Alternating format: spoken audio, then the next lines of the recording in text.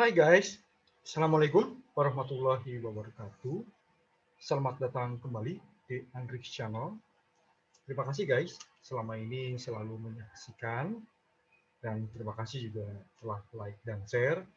Dan sebagai bentuk apresiasi yang dapat menambah motivasi dalam pembuatan video-video pajak ini guys, mohon klik tulisan subscribe di bawah ini yang masih berwarna merah. Oke, kali ini akan kembali unboxing tax roll. Akan di-unboxing Peraturan Menteri Keuangan Nomor 18 PMK.03 Tahun 2021 tentang pelaksanaan Undang-Undang Nomor 11 Tahun 2020 tentang Cipta Kerja. Di sini kita akan membahas bidang-bidang pajak penghasilan, pajak pertambahan nilai, pajak penjualan atas barang mewah, juga ketentuan umum, dan tata cara perpajakan. Oke guys, kita langsung ke peraturannya. Peraturan Menteri Keuangan Republik Indonesia Nomor 18 PMK.03 2021 tentang pelaksanaan Undang-Undang Nomor 11 Tahun 2020 tentang Cipta Kerja di bidang pajak penghasilan, pajak pertambahan nilai, dan pajak penjualan atas barang mewah, serta ketentuan umum dan tata cara perpajakan. Oke guys, seperti biasa kita akan lihat pertimbangan terlebih dahulu kenapa peraturan menteri ini terbit. Oke, huruf A, bahwa untuk melaksanakan ketentuan pasal 2 ayat 4, pasal 4 ayat 1D, dan pasal 4 ayat 3 huruf F, huruf O, dan huruf P Undang-Undang Nomor 7 Tahun 1983 tentang pajak penghasilan, sebagaimana telah beberapa kali diubah, terakhir dengan Undang-Undang Nomor 11 Tahun 2020 tentang Cipta Kerja, perlu mengatur lebih lanjut ketentuan di bidang pajak penghasilan untuk mendukung kemudahan berusaha. Huruf B, bahwa untuk melaksanakan ketentuan pasal 9 ayat 13 huruf A, huruf B, huruf C, dan huruf E, serta pasal 13 ayat 5A dan ayat 8 Undang-Undang Nomor 8 Tahun 1983 tentang pajak pertambahan nilai barang dan jasa dan pajak penjualan atas barang mewah, sebagaimana telah beberapa kali diubah, terakhir dengan Undang-Undang Nomor 11 Tahun 2020 tentang Cipta Kerja, perlu mengatur ketentuan mengenai pajak pertambahan nilai dan pajak penjualan atas barang mewah untuk mendukung kemudahan berusaha. Huruf C, bahwa untuk melaksanakan ketentuan pasal 9 ayat 3A, pasal 9 ayat 4, pasal 13 ayat 6, pasal 14 ayat 6, pasal 15 ayat 5, pasal 17B ayat 1A, pasal 27B ayat 8, dan pasal 44B ayat 3 Undang-Undang Nomor 6 Tahun 1983 tentang ketentuan umum dan tata cara perpajakan, sebagaimana telah beberapa kali diubah, terakhir dengan Undang-Undang Nomor 11 Tahun 2020 tentang Cipta Kerja, perlu mengatur ketentuan mengenai ketentuan umum dan tata cara perpajakan untuk mendukung kemudahan berusaha. Bahwa berdasarkan pertimbangan dalam huruf A, huruf B, huruf C atas, perlu menetapkan Peraturan Menteri Keuangan tentang pelaksanaan Undang-Undang Nomor 11 Tahun 2020 tentang Cipta Kerja di bidang pajak penghasilan, pajak pertambahan nilai, dan pajak penjualan atas barang mewah, serta ketentuan umum dan tata cara perpajakan. Oke, mengingat pasal 17 ayat 3 Undang-Undang Dasar Negara Republik Indonesia tahun 1945, Undang-Undang Nomor 6 tahun 1983 tentang ketentuan umum dan tata cara perpajakan, sebagaimana telah beberapa kali diubah, terakhir dengan Undang-Undang Nomor 11 tahun 2020 tentang Cipta Kerja, tadi guys, Undang-Undang KUP, Undang-Undang Nomor 7 tahun 1983 tentang pajak penghasilan, sebagaimana telah beberapa kali diubah, terakhir dengan Undang-Undang Nomor 11 tahun 2020 tentang Cipta Kerja. Lalu Undang-Undang Nomor 8 tahun 1983 tentang pajak pertambahan nilai barang dan jasa dan pajak penjualan atas barang mewah, sebagaimana telah beberapa kali diubah, terakhir dengan Undang-Undang Nomor 11 tahun 2020 tentang Cipta Kerja. Lalu Undang-Undang Nomor 39 tahun 2008 tentang Kementerian Negara, Undang-Undang Nomor 11 tahun 2020 tentang Cipta Kerja, Peraturan Presiden Nomor 57 tahun 2020 tentang Kementerian Keuangan, Peraturan Menteri Keuangan Nomor 145 PMK.03 2012 tentang tata cara penerbitan surat ketetapan pajak dan surat tagihan pajak, sebagaimana telah diubah dengan Peraturan Menteri Keuangan Nomor 183 PMK.03 2015. Ini banyak nih guys. ya. Jadi memang peraturan ini seperti juga Undang-Undang Cipta Kerja, omnibus guys. Lalu Peraturan Menteri Keuangan Nomor 17 PMK.03 2013 tentang tata cara pemeriksaan sebagaimana telah diubah dengan Peraturan Menteri Keuangan Nomor 184 PMK.03 2015. Oke, Peraturan Menteri Keuangan Nomor 239 PMK.03 2014 tentang tata cara pemeriksaan bukti permulaan tindak pidana di bidang perpajakan. Peraturan Menteri Keuangan Nomor 242 PMK.03 2014 tentang tata cara pembayaran dan penyetoran pajak.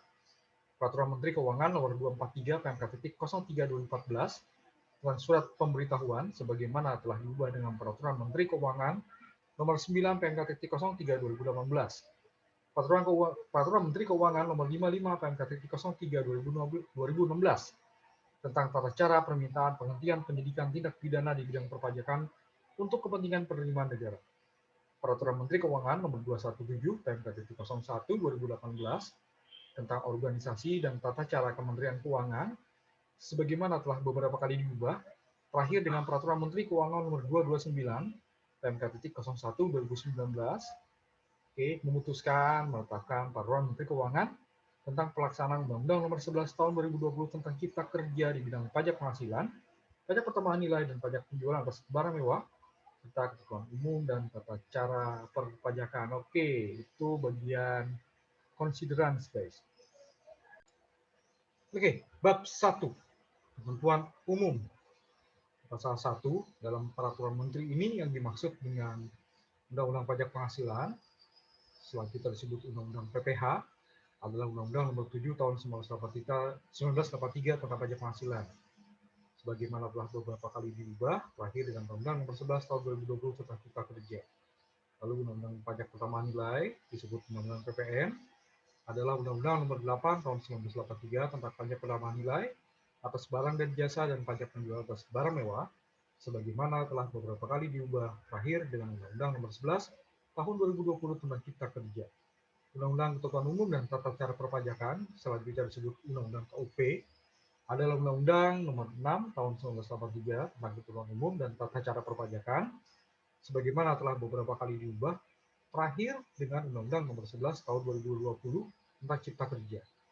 Pajak penghasilan yang selanjutnya disebut PPH adalah pajak penghasilan sebagaimana dimaksud dalam Undang-Undang PPH. Lalu pajak pertambahan nilai selanjutnya disebut PPN adalah pajak pertambahan nilai sebagaimana dimaksud dalam Undang-Undang PPN. Pajak penjualan atas barang mewah selanjutnya disebut PPNBM adalah pajak penjualan atas barang mewah sebagaimana dimaksud dalam Undang-Undang PPN. Pajak bumi dan bangunan yang selanjutnya disingkat PBB adalah pajak bumi dan bangunan sebagaimana dimaksud dalam Undang-Undang Nomor 12 Tahun 1983 tentang pajak bumi dan bangunan sebagaimana telah diubah dengan Undang-Undang Nomor 12 Tahun 1994. Wajib pajak adalah orang pribadi atau badan, meliputi pembayar pajak, pemotong pajak, dan pemungut pajak yang mempunyai hak dan kewajiban perpajakan sesuai dengan ketentuan peraturan perundang-undangan perpajakan. Tahun pajak adalah jangka waktu 1 tahun kalender, kecuali bila wajib pajak menggunakan tahun buku yang tidak sama dengan tahun kalender. Masa pajak adalah jangka waktu yang menjadi dasar bagi wajib pajak untuk menghitung, menyetor, dan melaporkan pajak yang terutang dalam suatu jangka waktu tertentu, sebagaimana ditentukan dalam Undang-Undang KUP. Nomor pokok wajib pajak, selanjutnya disingkat NPWP, adalah nomor yang diberikan kepada wajib pajak sebagai sarana dalam administrasi perpajakan yang dipergunakan sebagai tanda pengenal diri atau identitas wajib pajak dalam melaksanakan hak dan kewajiban perpajakannya. Nomor transaksi penerimaan negara, disingkat NTPN, adalah nomor tanda bukti pembayaran atau penyetoran ke kas negara yang diterbitkan melalui modul penerimaan negara atau sistem penerimaan negara yang dikelola oleh Direktorat Jenderal Perbendaharaan.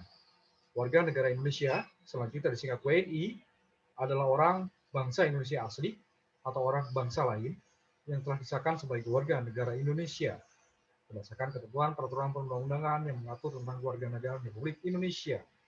Warga negara asing yang selanjutnya disingkat WNA adalah setiap orang yang bukan WNI. Surat keterangan WNI memenuhi persyaratan menjadi subjek pajak luar negeri. Adalah surat yang diterbitkan oleh Kepala Kantor Pelayanan Pajak atas nama Direktur Jenderal Pajak yang menerangkan bahwa WNI memenuhi persyaratan menjadi subjek pajak luar negeri. Persetujuan penghindaran pajak berganda, disingkat P3B, adalah perjanjian antara pemerintah Indonesia dengan pemerintah negara mitra atau jurisdiksi mitra dalam rangka penghindaran pajak berganda dan pencegahan pengelakan pajak. Pemberi kerja adalah badan hukum atau badan-badan lainnya yang memperkerjakan WNA dengan membayar upah atau imbalan dalam bentuk lain. Dividen adalah bagian laba yang diterima atau diperoleh pemegang saham. Laba setelah pajak adalah laba setelah pajak komprehensif. Laba ditahan adalah akumulasi laba setelah pajak yang tidak dibagikan kepada para pemegang saham dalam bentuk dividen yang digunakan untuk membiayai berbagai kepentingan perusahaan.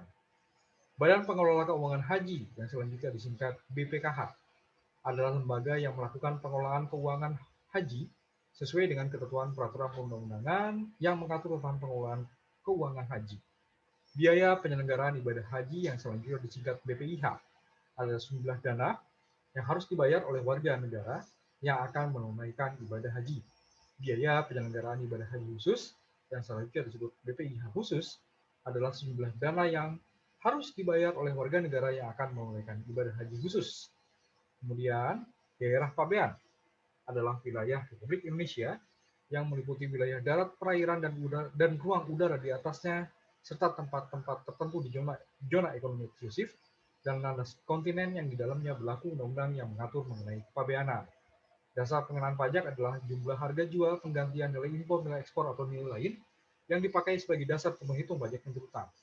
Barang kena pajak, disingkat BKP, adalah barang yang dikenai pajak berdasarkan Undang-Undang PPN. Jasa kena pajak, disingkat JKP, adalah jasa yang dikenai pajak berdasarkan Undang-Undang PPN.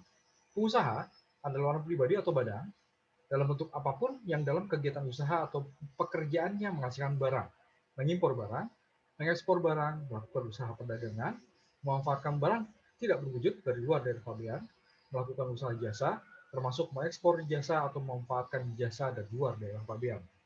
Pengusaha kena pajak (PKP) adalah pengusaha yang melakukan penyerahan BKP atau penyerahan JKP yang dikenai pajak berdasarkan Undang-Undang PPN. PKP belum melakukan penyerahan adalah PKP belum melakukan penyerahan BKP, penyerahan JKP, ekspor BKP atau ekspor JKP. Kantor Pelayanan Pajak (KPP) adalah kantor pelayanan di lingkungan Direktorat Jenderal Pajak tempat wajib pajak terdaftar, tempat PKP dikukuhkan, dan atau tempat objek pajak PBB diadministrasikan. Kantor Pelayanan Perbendaharaan Negara yang selanjutnya disebut KPPN adalah instansi vertikal Direktorat Jenderal Perbendaharaan yang memperoleh kuasa dari Bendahara Umum Negara untuk melaksanakan sebagian fungsi kuasa bendaharawan umum negara. Bendahara umum negara. Faktur pajak adalah bukti pungutan pajak yang dibuat oleh PKP yang melakukan penyerahan BKP atau penyerahan JKP. Pajak masukan adalah PPN yang seharusnya sudah dibayar oleh PKP karena perolehan BKP atau perolehan JKP atau pemanfaatan BKP tidak wujud dari luar daerah pabean atau pemanfaatan JKP dari luar daerah pabean dan atau impor BKP. Pajak keluaran adalah PPN terutang yang wajib dipungut oleh PKP yang melakukan penyerahan BKP, penyerahan JKP, ekspor BKP berwujud, ekspor BKP tidak berwujud, atau ekspor JKP. Surat setoran pajak (SSP) adalah bukti pembayaran atau penyetoran pajak yang telah dilakukan dengan menggunakan formulir atau telah dilakukan dengan cara lain ke kas negara melalui tempat pembayaran yang ditunjuk oleh Menteri Keuangan. Informasi elektronik adalah satu atau sekumpulan data elektronik termasuk tetapi tidak terbatas pada tulisan, suara, gambar, peta, rancangan, foto, elektronik, data interchange, EDI, surat elektronik, electronic mail, telegram, telex, telekopi, atau sejenisnya, huruf, tanda, angka, kode, akses, simbol, atau perforasi yang telah diolah, yang memiliki arti atau dapat dipahami oleh orang yang mampu memahaminya. Tanda tangan elektronik adalah tanda tangan yang terdiri atas informasi elektronik yang dilekatkan, terasosiasi atau terkait dengan informasi elektronik lainnya yang digunakan sebagai alat verifikasi dan autentifikasi. Perdagangan melalui sistem elektronik adalah perdagangan yang transaksinya dilakukan melalui serangkaian perangkat atau prosedur elektronik. Utang pajak adalah pajak yang masih harus dibayar, termasuk sanksi administrasi berupa bunga, denda, atau kenaikan yang tercantum dalam surat ketetapan pajak atau surat sejenisnya berdasarkan ketentuan peraturan perundang-undangan di bidang perpajakan. Surat keputusan pemberian imbalan bunga (SKPIB) adalah surat keputusan yang menentukan besarnya imbalan bunga yang diberikan kepada wajib pajak. Surat keputusan perhitungan pemberian imbalan bunga (SKPPIB) adalah surat keputusan yang digunakan sebagai dasar untuk memperhitungkan imbalan bunga dalam SKPIB dengan utang pajak atau pajak yang akan terutang. Surat perintah membayar imbalan bunga (SPMIB) adalah Surat yang diterbitkan oleh Kepala KPP atas nama Menteri Keuangan untuk membayar imbalan bunga kepada wajib pajak. Surat keputusan pengembalian kelebihan pembayaran pajak (SKP) KPP adalah surat keputusan digunakan sebagai dasar untuk menerbitkan surat perintah membayar kelebihan pajak. Surat perintah pencairan dana (SP2D) adalah surat yang diterbitkan oleh Kepala KPPN selaku kuasa bendahara umum negara untuk melaksanakan pengeluaran atas beban anggaran pendapatan dan belanja negara berdasarkan SPNIB. Pembahasan akhir hasil pemeriksaan adalah pembahasan antara wajib pajak dan pemeriksa pajak atas temuan pemeriksaan yang hasilnya dituangkan dalam berita acara pembahasan akhir hasil pemeriksaan yang ditandatangani oleh kedua belah pihak dan berisi koreksi pokok pajak terutang baik yang disetujui maupun yang tidak disetujui dan perhitungan sanksi administrasi. Arsip data komputer yang selanjutnya disebut ADK adalah arsip data dalam bentuk soft copy yang disimpan dalam media penyimpanan digital. Oke, itu guys pasal 1. Luar biasa guys, banyak.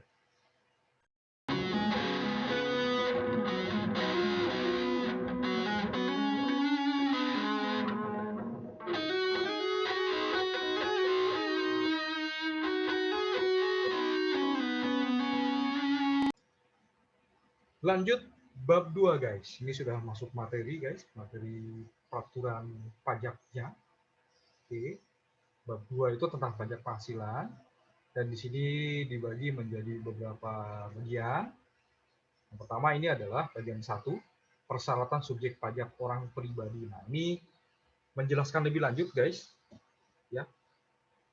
Dari ketentuan pasal 2 tentang subjek pajak di sini. Berarti subjek pajak dalam negeri ya guys. Ya, pasal 2 ayat 3. Nah, di sini juga pasal 2 ayat 4 guys. Dan juga terkait dengan yang diatur lebih lanjut dengan peraturan Menteri Keuangan. Oke. Oke, kita mulai saja guys dari yang pertama dulu tentang persyaratan subjek pajak orang pribadi bagian 1 ini ya. Oke, orang pribadi yang menjadi subjek pajak dalam negeri merupakan orang pribadi WNI. Nah, ini ya sudah dibahas waktu kita video di unboxing terkait dengan klaster pajak guys. Oke, di Undang-Undang Cipta Kerja Omnibus Law. Jadi selain menyebutkan masalah time test, juga kewarganegaraan dan adanya ketentuan tiebreaker rule guys. Di sini diatur lebih lanjut. Oke, pasal 2 ayat 1, orang pribadi yang menjadi subjek pajak dalam negeri merupakan orang pribadi WNI maupun WNA yang bertempat tinggal di Indonesia, berada di Indonesia lebih dari 183 hari dalam jangka waktu 12 bulan, atau dalam suatu tahun pajak berada di Indonesia dan mempunyai niat untuk bertempat tinggal di Indonesia. Orang pribadi yang bertempat tinggal di Indonesia, yang tadi guys, pada ayat 1 huruf A, okay, merupakan, nah ini dia, tiebreaker rule guys. Ya, ketentuan mengikat dia. Oke. Orang pribadi yang bertempat tinggal di Indonesia merupakan orang pribadi yang bermukim di suatu tempat di Indonesia. Oke, di sini bagi lagi bermukim di suatu tempat di Indonesia yang dikuasai atau dapat digunakan setiap saat, dimiliki, disewa atau tersedia untuk digunakan, dan bukan sebagai tempat persinggahan oleh orang pribadi tersebut. Oke, itu ketentuan terkait dengan bermukim. Ya.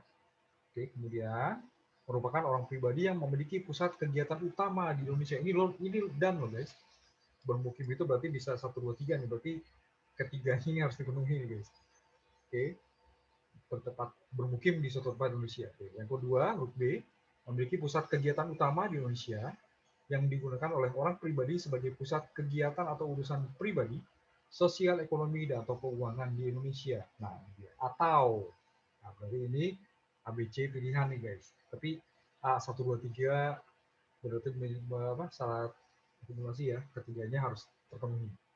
Oke, untuk ABC berarti di sini atau orang pribadi yang menjalankan kebiasaan atau kegiatan sehari-hari di Indonesia, antara lain aktivitas yang menjadi kegemaran atau hobi.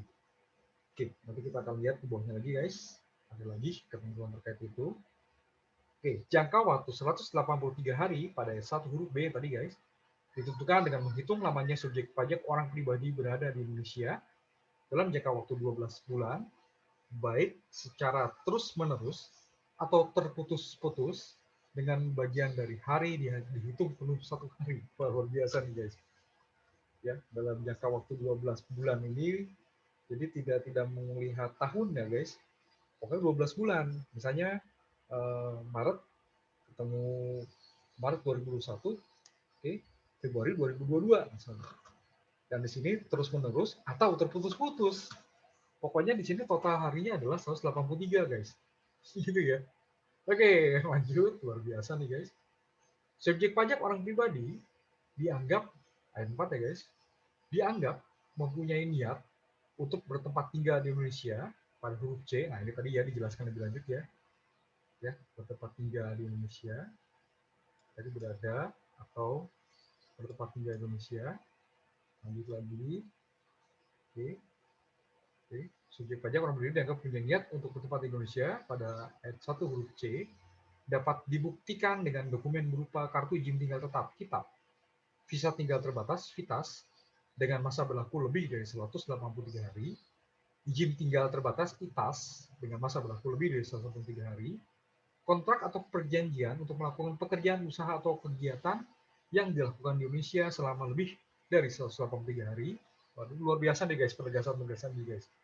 Atau dokumen lain yang dapat menunjukkan niat untuk bertempat tinggal di Indonesia seperti kontrak sewa tempat tinggal lebih dari 183 hari atau dokumen yang menunjukkan pemindahan anggota keluarga. Oke. Subjek pajak dalam negeri. Ayat pasal 2 guys. Sekarang pasal 3. Subjek pajak luar negeri. Orang pribadi yang menjadi subjek pajak luar negeri merupakan orang pribadi yang tidak bertempat tinggal di Indonesia. Warga negara asing (WNA) yang berada di Indonesia terlebih dari 183 hari dalam jangka waktu 12 bulan. WNI, WNI yang berada di luar Indonesia lebih dari 183 hari dalam jangka waktu 12 bulan serta memenuhi persyaratan. Oke, jadi WNI tapi subjek pajak luar negeri guys. Bertempat tinggal secara permanen di suatu tempat di luar Indonesia dan bukan merupakan tempat persinggahan. Memiliki pusat kegiatan utama yang menunjukkan keterikatan pribadi, ekonomi, dan atau sosial di luar Indonesia yang dapat dibuktikan dengan suami atau istri, anak-anak, dan atau keluarga terdekat bertempat tinggal di luar Indonesia. Oke. Sumber penghasilan berasal dari luar Indonesia dan atau, nah ini atau nih guys, menjadi anggota organisasi keagamaan, pendidikan sosial, dan atau kemasyarakatan yang diakui oleh pemerintah negara setempat. Memiliki tempat menjalankan kebiasaan atau kegiatan sehari-hari di luar Indonesia, menjadi subjek pajak dalam negeri, negara atau jurisdiksi lain, dan atau persyaratan tertentu lainnya. Luar biasa nih guys. Ya, jadi WNI sebagai subjek pajak luar negeri, syaratnya ada 5 nih guys. Syaratnya ada 5. Oke, di sini ngomongnya dan atau soalnya. Nah, di ayat 2, pemenuhan persyaratan pada ayat 1 huruf C, angka 1, angka 2, angka 3. Oke, yang ini guys. Angka 1, bertempat tinggal permanen. Angka 2, memiliki kegiatan usaha, memiliki pusat kegiatan utama, keterikatan pribadi, ekonomi, dan sebagainya. Masalah suami istri tadi ya. Sumber penghasilan, anggota keorganisasi. Oke. Ya. Angka 3, memiliki tempat menjalankan kebiasaan sehari-hari di luar Indonesia. Oke. Angka 1, angka 2, angka 3, dipenuhi secara berjenjang dengan ketentuan. Pemenuhan persyaratan tempat tinggal di luar Indonesia pada ayat 1 huruf C angka 1 merupakan persyaratan yang harus dipenuhi. Oke. Bertempat tinggal di luar Indonesia harus terpenuhi. Oke, berjenjang guys. Huruf B, dalam hal WNI yang berada di luar Indonesia lebih dari 183 hari dalam jangka waktu 12 bulan, telah memenuhi persyaratan pada huruf A, pemenuhan persyaratan pusat kegiatan utama dan tempat menjalankan kebiasaan di luar Indonesia pada ayat 1 huruf C angka 2 dan angka 3 tidak harus dipenuhi sepanjang WNI yang bersangkutan tidak lagi memenuhi persyaratan bertempat tinggal atau bermukim di Indonesia sebagaimana dimaksud dalam pasal 2 ayat 2 huruf A yang tadi guys. Dalam hal yang bersangkutan memenuhi persyaratan bertempat tinggal di luar Indonesia pada ayat 1 huruf C angka 1 maupun bertempat tinggal atau bermukim di Indonesia sebagaimana dimaksud dalam pasal 2 ayat 2 huruf A, pada ketentuan sebagaimana dimaksud pada huruf B tidak berlaku. Tadi guys, huruf B tadi tidak berlaku. Dan pemenuhan persyaratan dilanjutkan berdasarkan persyaratan pusat kegiatan utama. Oke, yang tadi ya di ayat 1 huruf C angka 2. Oke, dalam hal pemenuhan persyaratan dilanjutkan pada huruf C dan WNI yang bersangkutan hanya memiliki pusat kegiatan utama di luar Indonesia, pada ayat 1 huruf C yang kedua, pemenuhan persyaratan tempat menjalankan kebiasaan sebagaimana dimaksud pada ayat 1 huruf C yang ketiga tidak harus dipenuhi. Dan dalam hal yang bersangkutan memenuhi persyaratan bertempat tinggal dan pusat kegiatan utama di luar Indonesia, pada ayat 1 huruf C, angka 1 dan angka 2, sekaligus memenuhi persyaratan bertempat tinggal dan pusat kegiatan utama di Indonesia, pada pasal 2 ayat 2 huruf A dan huruf B. Ketentuan pada huruf D di pasal ini, guys, juga ayat ini, tidak berlaku dan pemenuhan persyaratan dilanjutkan berdasarkan persyaratan tempat menjalankan kebiasaan di luar Indonesia pada ayat 1 huruf C dan angka 3. Jadi berjenjang nih, guys. Ya, berjenjang ya. Jadi ada jenjang-jenjangnya di sini dari huruf A, huruf B sampai dengan huruf E nih, guys. Oke, ayat 3, persyaratan pada ayat 1 huruf C, angka 4 dan angka 5. Oke, tadi angka 1, 2, 3, sekarang angka 4, angka 5. Di ayat 1 huruf C. Merupakan persyaratan yang harus dipenuhi. Nah, ini tidak berjenjang lagi ya, guys, 4 dan 5. Persyaratan subjek pajak pada ayat 1 huruf C angka 4 terpenuhi dalam hal WNI menjadi subjek pajak dalam negeri, negara, atau jurisdiksi lain yang dapat dibuktikan dengan surat keterangan domisili atau dokumen lain yang menunjukkan status subjek pajak dari otoritas negara atau jurisdiksi lain tersebut dengan ketentuan menggunakan bahasa Inggris. Oke, masalah pembuktian nih, guys. Paling sedikit mencantumkan informasi mengenai nama WNI, tanggal penerbitan, periode berlakunya, dan nama dan ditandatangani atau diberi tanda setara dengan tanda tangan oleh pejabat yang berwenang sesuai dengan kelaziman di negara atau jurisdiksi yang bersangkutan. Dan periode pada huruf B angka 3 berakhir paling lama 6 bulan sebelum permohonan penetapan status subjek pajak kepada Direktur Jenderal Pajak.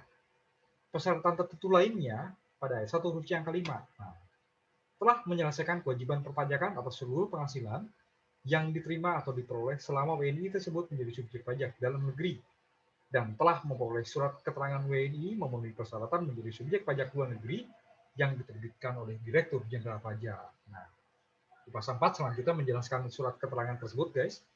Oke. Untuk memperoleh surat keterangan, ya, supaya WNI menjadi subjek pajak luar negeri, guys. Oke, untuk peroleh surat keterangan WNI memenuhi persyaratan menjadi subjek pajak luar negeri, ya, harus menyampaikan permohonan penetapan status subjek pajak yang menyatakan bahwa WNI tersebut memenuhi persyaratan sebagai subjek pajak luar negeri.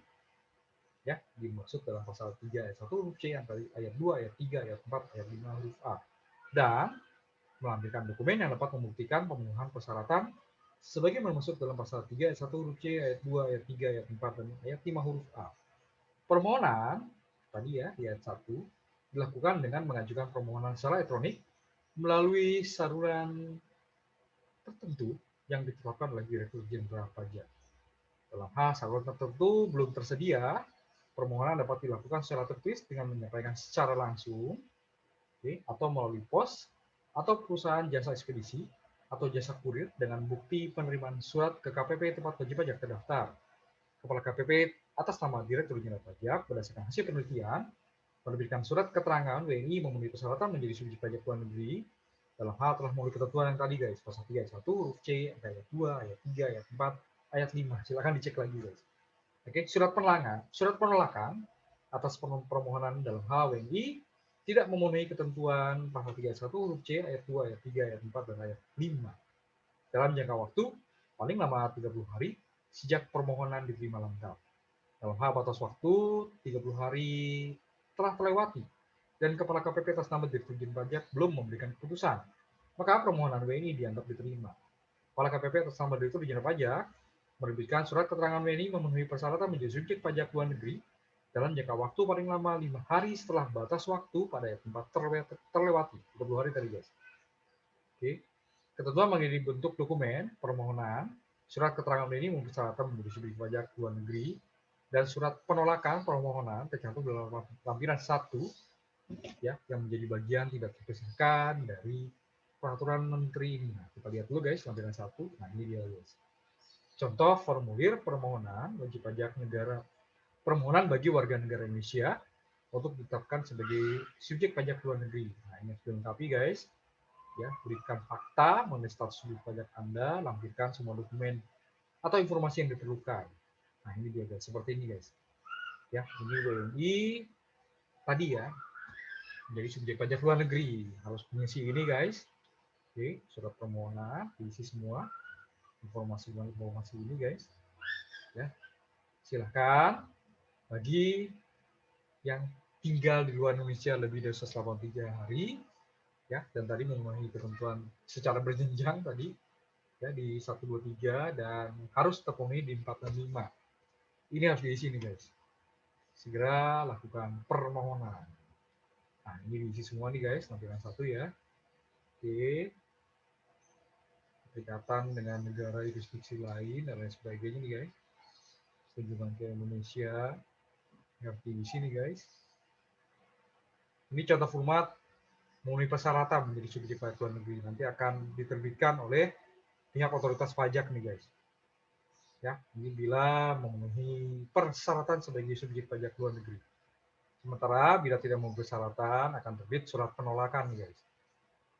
Ya, penolakan permohonan WNI untuk ditetapkan sebagai subjek pajak luar negeri. Oke, itu lampiran 1 guys.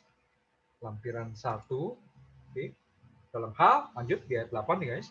Dalam hal di kemudian hari ditemukan data atau informasi bahwa kewajiban perpajakan belum sepenuhnya terpenuhi oleh WNI yang memenuhi persyaratan.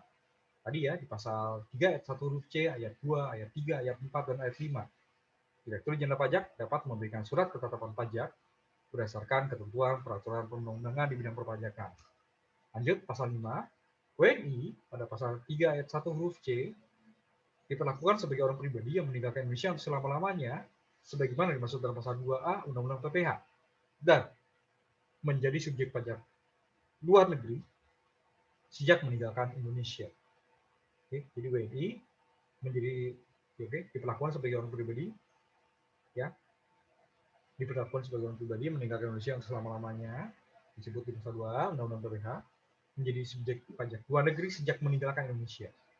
WNI yang pada saat meninggalkan Indonesia dapat menunjukkan bahwa yang bersangkutan memiliki niat untuk menjadi subjek pajak luar negeri berdasarkan ketentuan tadi guys, persyaratan tadi berjenjang dan sebagainya ya.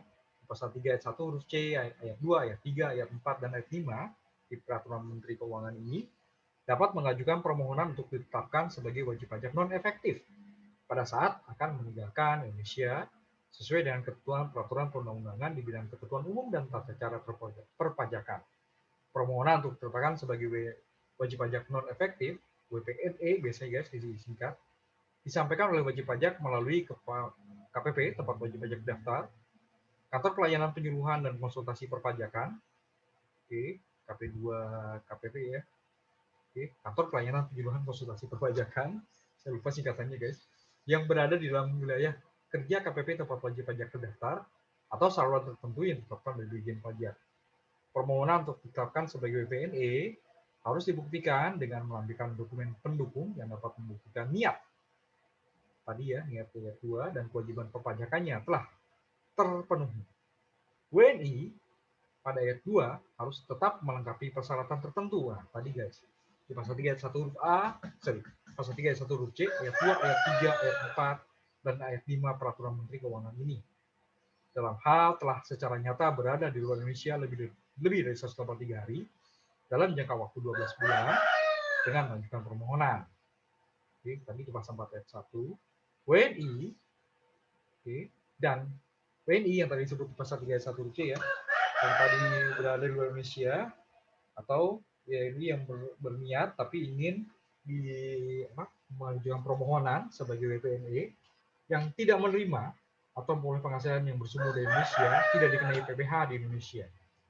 Dalam hal WNI menerima memperoleh penghasilan yang bersumber dari Indonesia, penghasilan tersebut dikenai PPh sesuai dengan ketentuan peraturan perundang-undangan di bidang perpajakan yang berlaku bagi subjek pajak luar negeri. Dalam hal WNI pada ayat 5, pada pasal 5 ayat 2 di kemudian hari diketahui secara nyata tidak memenuhi persyaratan sebagai subjek pajak luar negeri yang disebut di pasal 3 ayat 1 huruf C, ayat 2, ayat 3, ayat 4, dan ayat 5, atau tidak melaksanakan ketentuan dalam pasal 5 ayat 5 terhadap WNI dimaksud, oke, penetapan sebagai wajib pajak non efektif menjadi batal. Tetap merupakan subjek pajak dalam negeri dan dikenakan pajak sesuai dengan ketentuan peraturan perundang-undangan di bidang perpajakan yang berlaku bagi subjek pajak dalam negeri. Dalam hal WNI, pada ayat 3 terdapat pemotongan PPh pasal 26 Undang-Undang PPh sejak penetapan sebagai wajib pajak non-efektif hingga pembatalan sebagai wajib pajak non-efektif. PPh pasal 26 dimaksud dapat dikreditkan dalam menghitung pajak terutang untuk tahun pajak yang bersangkutan. Oke, itu bagian satu, guys. Bagian kedua, kriteria keahlian tertentu serta tata cara pengenaan pajak penghasilan bagi warga negara asing. Oke, ini merupakan pelaksanaan dari ketentuan baru di Undang-Undang PPh, guys, di pasal 4 ayat 1A, 1B, dan lain sebagainya sampai dengan kalau nggak salah 1D. Jadi dikecualikan dari ketentuan pada ayat 1 terkait penghasilan, guys. Warga negara asing telah menjadi subjek pajak dalam negeri dikenai PPh hanya atas penghasilan terima diperoleh di Indonesia dengan ketentuan tertentu, guys. Ini memiliki tertentu atau berlaku 4 tahun setiap tahun pajak dihitung sejak menjadi subjek pajak dalam negeri. Nah, di Peraturan Menteri Keuangan Nomor 18 PMKTP 03 2021 ini, guys, diatur lebih lanjut terkait dengan ketentuan di pasal 4 ayat 1A, 1B, ya. Ini 1C dan di 1D disebut pasal 4 ayat 1D disebut bahwa ketentuan lebih lanjut mengenai kriteria keahlian tertentu serta tata cara pengenaan pajak penghasilan bagi warga negara asing pada ayat 1A diatur dalam Peraturan Menteri Keuangan. Nah, ini dia, guys. Oke, mulai dari pasal 7 atas penghasilan sebagaimana diatur dalam pasal 4 ayat 1 Undang-Undang PPh, baik yang berasal dari Indonesia maupun dari luar Indonesia, dikenai PPh sesuai dengan ketentuan peraturan perundang-undangan di bidang PPh. Dikecualikan dari ketentuan pada ayat 1. Nah, ini yang tadi, guys. Yang tadi pasal 4 ayat 1A. WNA yang telah menjadi subjek pajak dalam negeri sebagaimana dimaksud dalam pasal 2 dikenai PPh hanya atas penghasilan yang diterima atau diperoleh dari Indonesia dengan ketentuan memiliki keahlian tertentu dan berlaku selama 4 tahun pajak yang dihitung sejak menjadi subjek pajak dalam negeri. Termasuk dalam pengertian penghasilan di ayat 3, guys, yang diterima atau diperoleh dari Indonesia pada ayat 2 tadi itu adalah berupa penghasilan yang diterima atau diperoleh WNA sehubungan dengan pekerjaan, jasa, atau kegiatan di Indonesia dengan nama dan dalam bentuk apapun yang dibayarkan di luar Indonesia. Oke, lanjut lagi. Ketentuan sebagaimana dimaksud pada ayat 2 tidak berlaku terhadap WNA yang memanfaatkan P3B antara pemerintah Indonesia dan pemerintah negara mitra atau jurisdiksi mitra P3B tempat WNA memperoleh penghasilan dari luar Indonesia. Nah, ini, guys. Ya, lebih lanjut terkait keahlian tertentu di pasal 8. WNA dengan keahlian tertentu, tadi, guys, di pasal 3 ayat 2 huruf A, meliputi tenaga kerja asing yang menduduki pos jabatan tertentu dan peneliti asing. Nah, pos jabatan tertentu, guys. Oke. WNA dengan keahlian tertentu pada ayat 1 yang dipekerjakan oleh pemberi kerja wajib memenuhi persyaratan mengenai penggunaan tenaga kerja asing yang dapat menduduki pos jabatan tertentu yang ditetapkan oleh menteri yang membidangi urusan pemerintah di bidang tenaga kerjaan, atau peneliti asing yang ditetapkan oleh menteri yang membidangi urusan pemerintah di bidang riset. Keahlian tertentu, mulai, guys, di sini meliputi, berarti persyaratan lagi nih ya. Huruf A, berkeluarga negara asing, memiliki keahlian di bidang ilmu pengetahuan, teknologi, dan atau matematika, yang dibuktikan dengan sertifikat keahlian yang diberikan oleh lembaga yang telah ditunjuk oleh pemerintah Indonesia atau pemerintah negara asal tenaga kerja asing. Ijazah pendidikan dan atau pengalaman kerja sekurang-kurangnya 5 tahun di bidang ilmu atau bidang kerja yang sesuai dengan bidang keahlian tersebut, dan memiliki kewajiban untuk melakukan alih pengetahuan.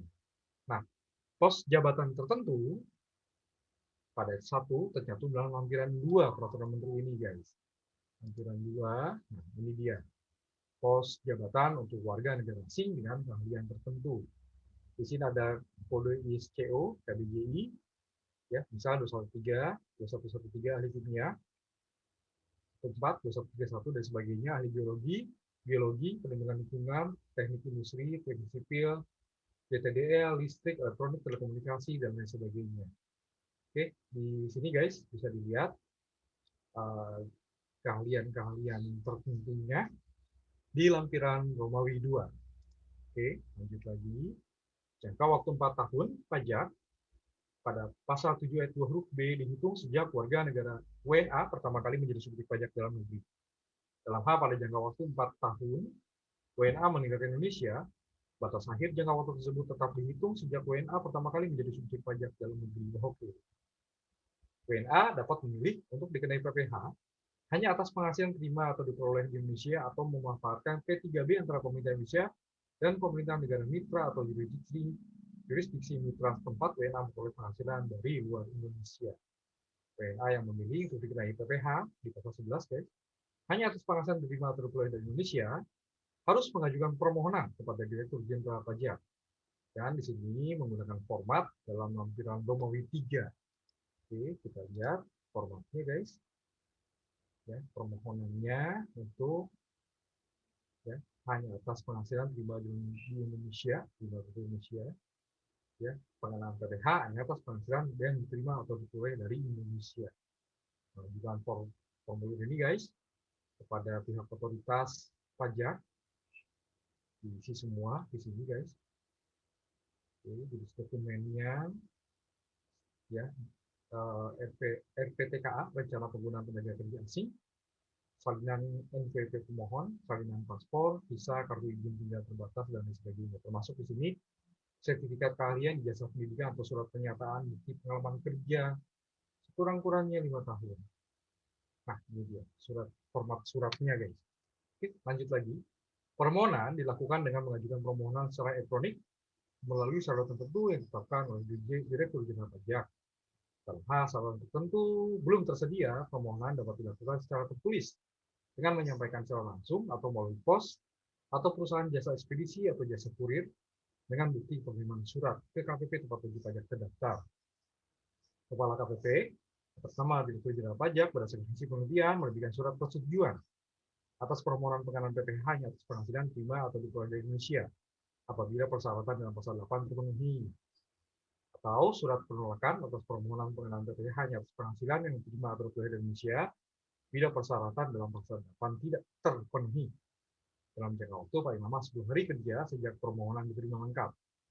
Oke, bentuk dokumen surat persetujuan atau surat penolakan ada di lampiran Romawi 4 guys.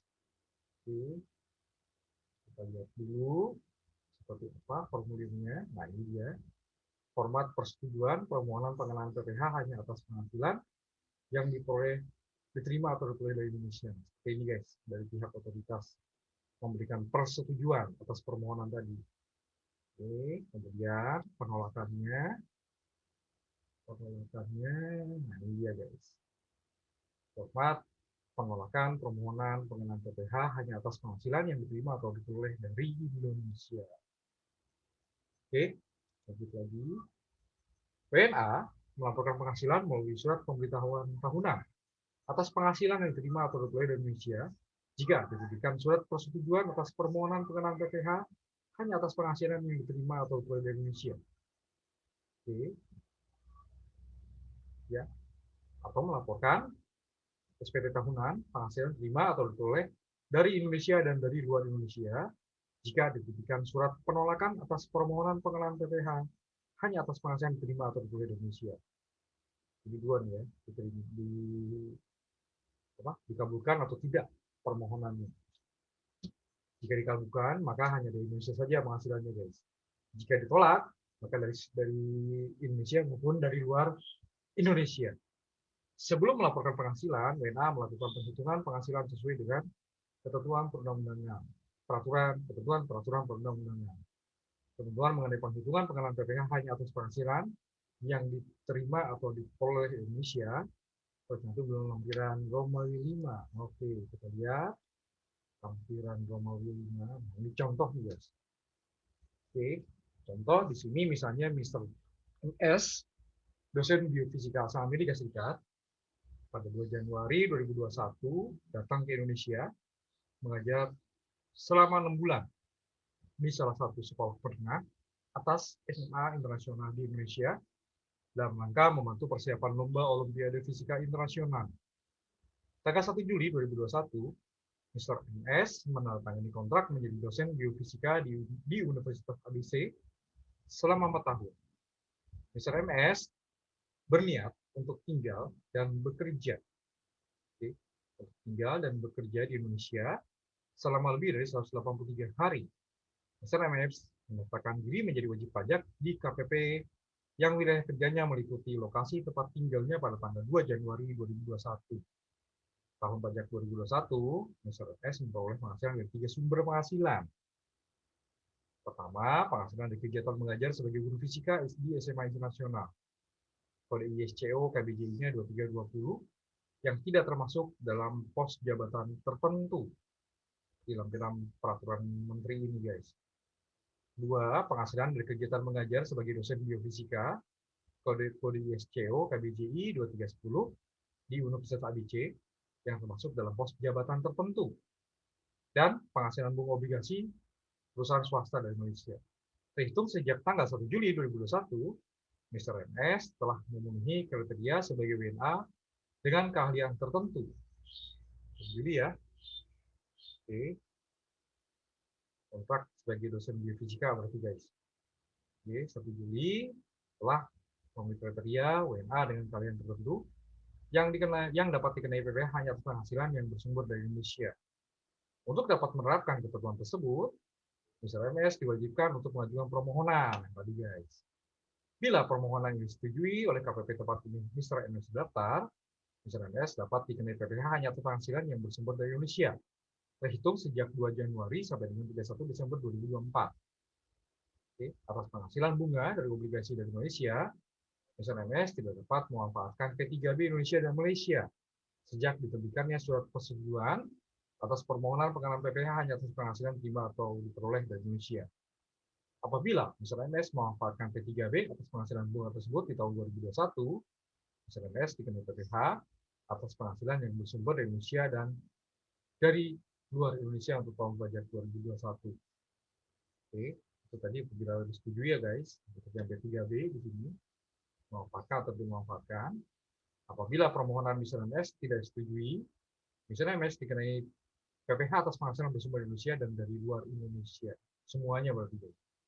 Contoh 2, Mr. AB, warga negara Jepang, tanggal 2 Januari 2018, menandatangani kontrak selama 1 tahun dengan perusahaan konstruksi PT DF di Indonesia untuk menduduki jabatan sebagai manajer pengembangan bisnis. Kode ISCO KBJI 1223. Mr. AB terdaftar di KPP yang wilayah kerjanya meliputi lokasi tempat tinggalnya tanggal 2 Januari 2018. Setelah kontrak berakhir, Mr. AB kembali ke Jepang dan menetap di sana. Oke, ini dia, guys. Tadi 4 tahun itu bisa jadi tidak berurutan. Contoh di sini, guys. Oke, Mr. AB kembali di Indonesia setelah menandatangani kontrak kerja yang baru dengan PT DF untuk jabatan yang baru, yaitu Kepala Proyek Ahli Teknik Lapangan. Kode ISCO KBJI 2142 untuk jangka waktu 3 tahun, terhitung sejak tanggal 1 April 2020 sampai dengan 31 Maret 2023. Untuk contoh di atas, memperoleh penghasilan dari 2 sumber penghasilan. Penghasilan sebagai manajer pengembangan bisnis, PT DF, kode ISCO KBJI 1223, tidak termasuk dalam pos jabatan tertentu dalam lampiran menteri ini, dan penghasilan sebagai Kepala Proyek Ahli Teknik Lapangan PT DF, kode ISCO KBJI 2142, termasuk dalam pos jabatan tertentu dalam lampiran peraturan menteri ini. Terhitung sejak 1 April 2020, Mr. AB telah memenuhi kriteria sebagai WNA dengan keahlian tertentu yang dapat dikenai PPh hanya atas penghasilan yang bersumber dari Indonesia. Untuk dapat menerapkan ketentuan tersebut, Mr. AB diwajibkan mengajukan permohonan dalam pasal 11 peraturan menteri ini. Bila permohonan disetujui oleh KPP tempat Mr. AB terdaftar, untuk tahun pajak 2020 periode 1 April sampai dengan November 2020 dikenai PPh atas penghasilan yang bersumber dari Indonesia dan dari luar Indonesia. Ya, karena berlaku sejak Undang-Undang Cipta Kerja ya, guys. Periode 2 November sampai dengan 31 Desember 2020 dikenai PPh hanya atas penghasilan yang bersumber dari Indonesia. Tahun pajak 2021, 1 Januari sampai dengan 31 Desember 2021 dikenai PPh hanya atas penghasilan bersumber dari Indonesia. Tahun pajak 2022, 1 Januari sampai dengan 31 Desember 2022, dikenai PPh atas penghasilan diterima diperoleh baik yang berasal dari Indonesia maupun dari luar Indonesia. Dalam hal ini, kalau jangka waktu 4 tahun, sebagaimana dimaksud dalam pasal 9 ayat 1, dihitung sejak tahun pajak 2018 sampai dengan tahun pajak 2021, kan? Oke, luar biasa nih guys. Jadi 4 tahun pajak ini, jadi kalaupun keluar, masuk lagi, itu 4 tahun itu sejak pertama kali ke Indonesia, guys. Contoh di sini, tahun pajak 2018. Tahun pajak 2023, 1 Januari sampai dengan 31 Maret 2023, dikenai PPh atas penghasilan yang terima atau diperolehnya, baik yang berasal dari Indonesia maupun dari luar Indonesia. Luar biasa nih guys. Oke, luar biasa guys. Lanjut, pasal 13. WNA dengan keahlian tertentu yang telah menjadi subjek pajak dalam negeri sebelum berlakunya peraturan menteri ini dapat dikenai PPh hanya atas penghasilan yang diterima atau diperoleh di Indonesia sepanjang memenuhi persyaratan. Jangka waktu 4 tahun pajak sebagaimana dimaksud dalam pasal 3 ayat 2 huruf B belum terlampaui dan mengajukan permohonan diatur tadi di pasal 11 ayat 1. Dalam hal permohonan pada ayat 1 huruf B disetujui, pengenaan PPh hanya atas penghasilan yang diterima atau diperoleh di Indonesia hitung sejak berlakunya Undang-Undang Nomor 11 Tahun 2020 tentang Cipta Kerja sampai dengan berakhirnya jangka waktu sebagaimana dimaksud dalam pasal 7 ayat 2 huruf B. Oke guys, itu bagian kedua. Bagian ketiga nih guys, ini mengatur pasal 4 ayat 3 huruf F. Dan ini merupakan ketentuan yang paling banyak dari bidang PPh ini guys. Ya, jadi dibagi menjadi beberapa paragraf, antara kalau nggak salah 6 paragraf ini guys. Bagian ketiga ini kriteria, tata cara, dan jangka waktu tertentu untuk investasi, tata cara pengecualian pengenaan PPh atas dividen atau penghasilan lain yang dikecualikan dari objek pajak, serta perubahan batasan dividen yang diinvestasikan. Oke, kita lihat paragraf 1 dulu di sini, dividen yang dikecualikan dari objek pajak penghasilan. Ini mirip-mirip nih guys, bunyinya seperti undang-undang PPh. Dividen yang dikecualikan dari objek PPh merupakan dividen yang berasal dari dalam negeri atau dari luar negeri yang diterima atau diperoleh wajib pajak. Wajib pajak pada 1 itu merupakan wajib pajak dalam negeri. Oke guys, jadi harus WPDN di sini. Pasal 15, dividen yang berasal dari dalam negeri pada pasal 14 ayat 1 huruf A yang diterima atau diperoleh wajib pajak orang pribadi dalam negeri dikecualikan dari objek PPh dengan syarat harus diinvestasikan di wilayah negara kesatuan Republik Indonesia dalam jangka waktu tertentu. Dividen yang berasal dari dalam negeri, ya tadi pasal 14 ayat 1 huruf A, yang diterima atau diperoleh wajib pajak badan dalam negeri dikecualikan dari objek PPh. Nah, ini bedanya nih guys. Di sini untuk orang pribadi ada syarat harus diinvestasikan. Kalau yang badan berarti tidak ada syaratan. Oke, kita lihat dulu ke bawahnya nanti gimana. Karena memang di Undang-Undang PPh juga sama ya. Oke, lanjut dulu. Lanjut lagi, pasal 16. Dalam hal dividen, pada pasal 14 ayat 1 huruf A, diinvestasikan di wilayah negara kesatuan Republik Indonesia kurang dari jumlah dividen yang diterima atau diperoleh wajib pajak orang pribadi dalam negeri, dividen yang diinvestasikan dikecualikan dari pengenaan PPh. Oke.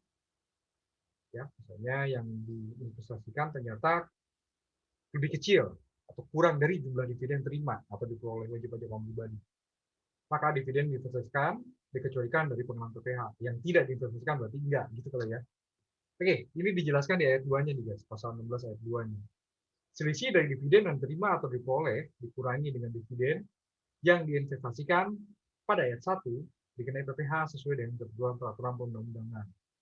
Jadi memang di sini yang bisa diterima 100, investasi cuma 80 misalnya. 20 enggak, berarti yang dikecualikan cuma 80. Yang 20 berarti dikenai PPh sesuai ketentuan. Seperti itulah guys. Ya, tapi baik lagi ini bicara masalah dividen ya, diinvestasikan pada ayat 1 huruf A, ayat 1 huruf A, pasal 14 ayat 1 huruf A, wajib pajak dalam negeri yang diterima oleh wajib pajak. Berarti di sini tidak bicara orang pribadi atau badan ya, wajib pajak aja. pasal 14 ayat 1A soal tadi. Oke, lanjut lagi pasal 17. Dividen yang berasal dari luar negeri pada pasal 14 ayat 1 huruf B yang diterima atau diperoleh wajib pajak dalam pasal 14 dikecualikan dari objek PPh. Oke, berarti dividen dari luar negeri ini ya, dikecualikan.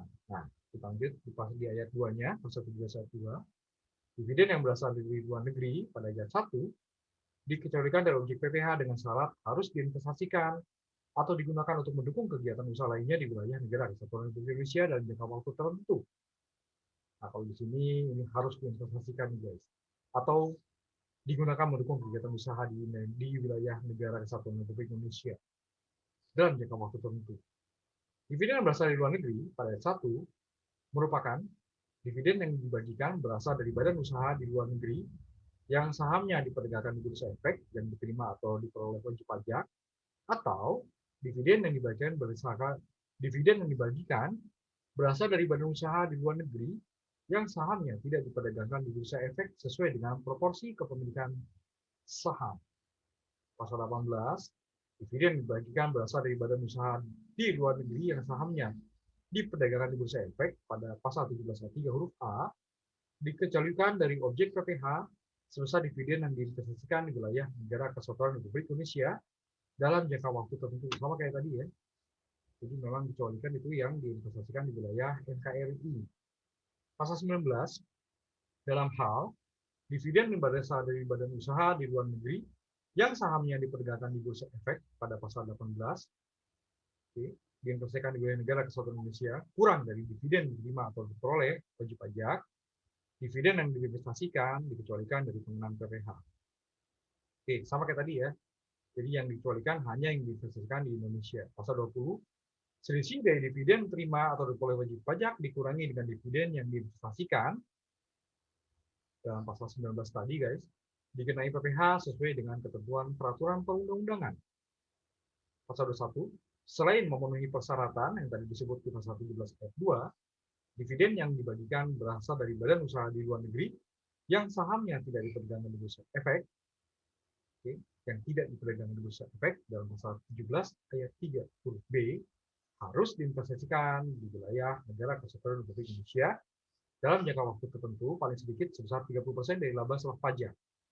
Dividen pada ayat 1 harus diinvestasikan sebelum Direktur Jenderal Pajak menerbitkan surat ketetapan pajak atas dividen tersebut sehubungan dengan penerapan ketentuan pasal 18 ayat 2 Undang-Undang PPh. Dividen diinvestasikan pada ayat 1, dividen sebagaimana dimaksud pada ayat 1 yang diinvestasikan setelah Dirjen Pajak menerbitkan surat ketetapan pajak atas dividen tersebut sehubungan dengan penerapan ketentuan pasal 18 ayat 2 Undang-Undang PPh, dividen dimaksud tidak dikecualikan dari pengenaan PPh. Dividen bagaimana dimaksud pada ayat 1 merupakan dividen yang berasal dari laba setelah pajak mulai tahun pajak 2020 yang diterima atau diperoleh sejak tanggal 2 November 2020. Pasal 22. Dalam hal, ayat 1 guys, dividen sebagaimana dimaksud dalam pasal 21 ayat 1 diinvestasikan di wilayah negara kesatuan Republik Indonesia kurang dari 30% dari jumlah laba setelah pajak, dividen yang diinvestasikan dikecualikan dari pengenaan PPh. Atas selisih dari 30% laba setelah pajak dikurangi dengan dividen diinvestasikan di wilayah negara kesatuan Republik Indonesia pada ayat 1 dikenai PPh berdasarkan pasal 17 Undang-Undang PPh. Atas sisa laba setelah pajak dikurangi dengan dividen yang diinvestasikan di wilayah negara kesatuan Republik Indonesia pada ayat 1 setelah dikurangi dengan selisih sebagaimana dimaksud pada ayat 2 tidak dikenai PPh. Pasal 23, dalam hal dividen pada pasal 21 ayat 1 diinvestasikan di wilayah negara kesatuan Republik Indonesia lebih dari 30% dari jumlah laba setelah pajak, dividen yang diinvestasikan dikecualikan dari pengenaan PPh. Oke. Kalau lebih dari 30%. Lanjut lagi. Sisa laba setelah pajak dikurangi dengan dividen yang diinvestasikan di wilayah negara kesatuan Republik Indonesia sebagaimana dimaksud pada 1 tidak dikenai PPh. Pasal 24, dividen yang dikecualikan dari objek PPh pada pasal dalam pasal 14 ayat 1 merupakan dividen yang dibagikan berdasarkan rapat umum pemegang saham atau dividen interim sesuai dengan ketentuan peraturan perundang-undangan. Rapat umum pemegang saham atau dividen interim pada ayat 1 termasuk rapat sejenis dan mekanisme pembagian dividen sejenis. Oke, selanjutnya paragraf 2. Ini untuk penghasilan lain yang dikecualikan dari objek pajak penghasilan. Pasal 25, penghasilan lain yang dikecualikan dari objek PPh merupakan penghasilan lain yang berasal dari luar negeri yang diterima atau diperoleh wajib pajak. Penghasilan lain pada ayat 1 merupakan penghasilan setelah pajak dari suatu bentuk usaha tetap di luar negeri atau penghasilan dari luar negeri. Penghasilan dari luar negeri tidak melalui bentuk usaha tetap.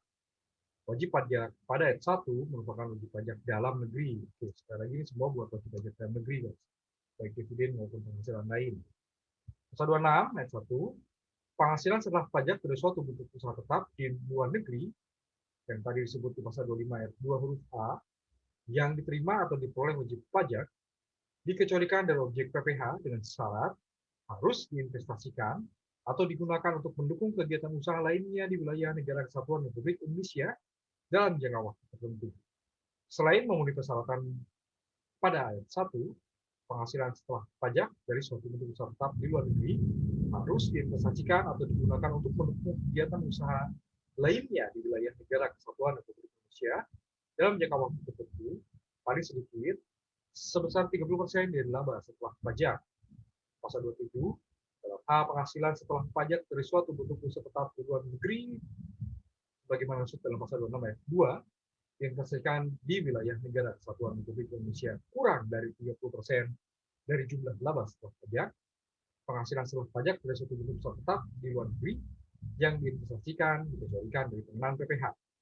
Selisih dari 30% laba setelah pajak dikurangi dengan penghasilan setelah pajak dari suatu bentuk usaha tetap di luar negeri yang diinvestasikan di wilayah negara kesatuan Republik Indonesia pada ayat 1 dikenai PPh berdasarkan pasal 17 Undang-Undang PPh.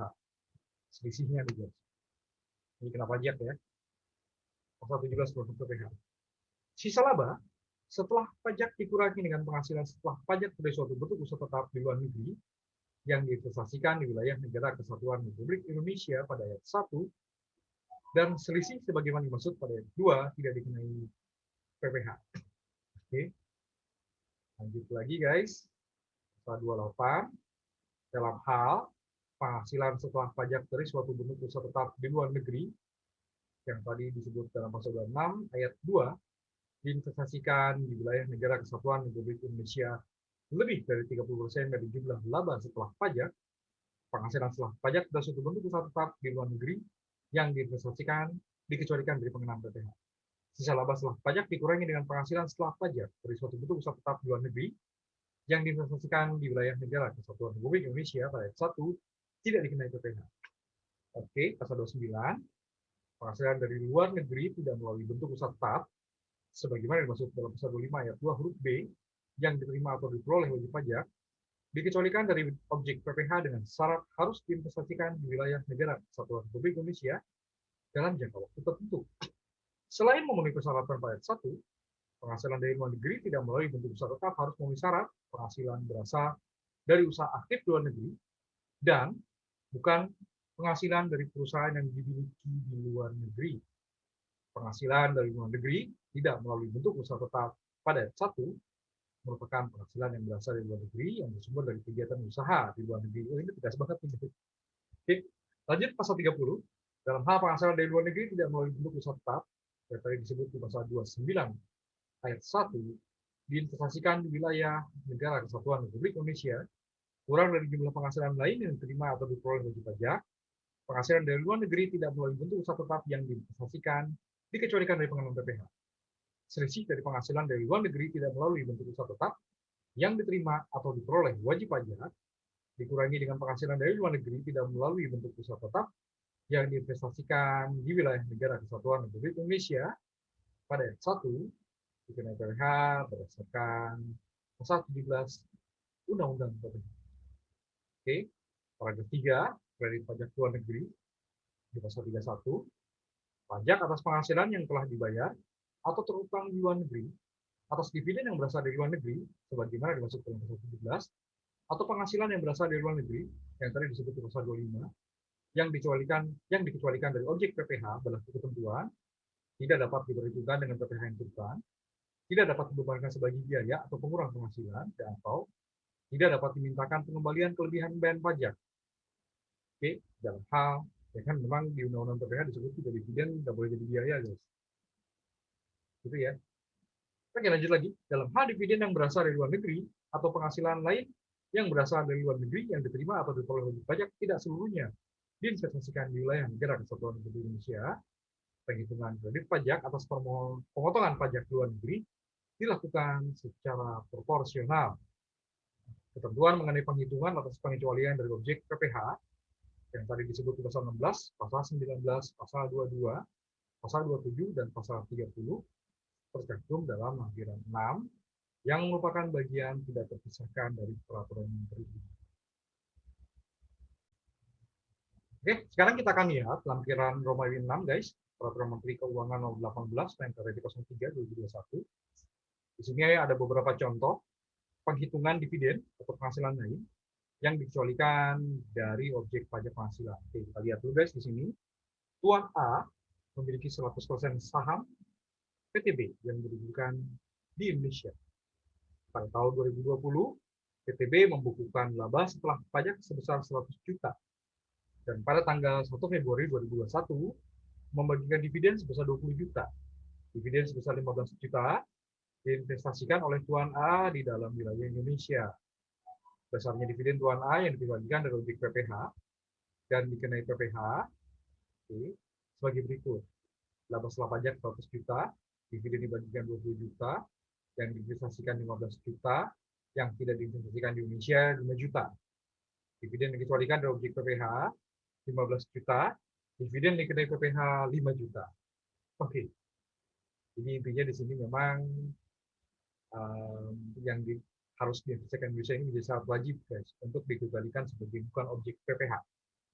Oke, contoh 2. Contoh 2, PTB, PTC, dan PTD masing-masing memiliki 0,1% saham YINJ, saham dibandingkan bursa efek luar negeri, yang berkedudukan di negara V.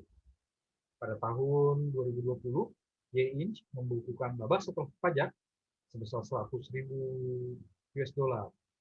Pada tanggal 1 Maret 2021, YINJ memberikan dividen pada PTC dan PTD masing-masing sebesar 10 dolar. PTC dan PTD menginvestasikan dividen Indonesia masing-masing 10 dolar dan 7 dolar. Besar dividen PTC dan PTD yang dikecualikan dari objek PPh dan yang dikenai PPh sebagai berikut, guys. Oke, laba setelah pajak YINJ, PTC, PTD sama-sama 0,1% dan sama-sama 100.000 dolar. Persentase kepemilikan PTC dan PTD 0,1% sama.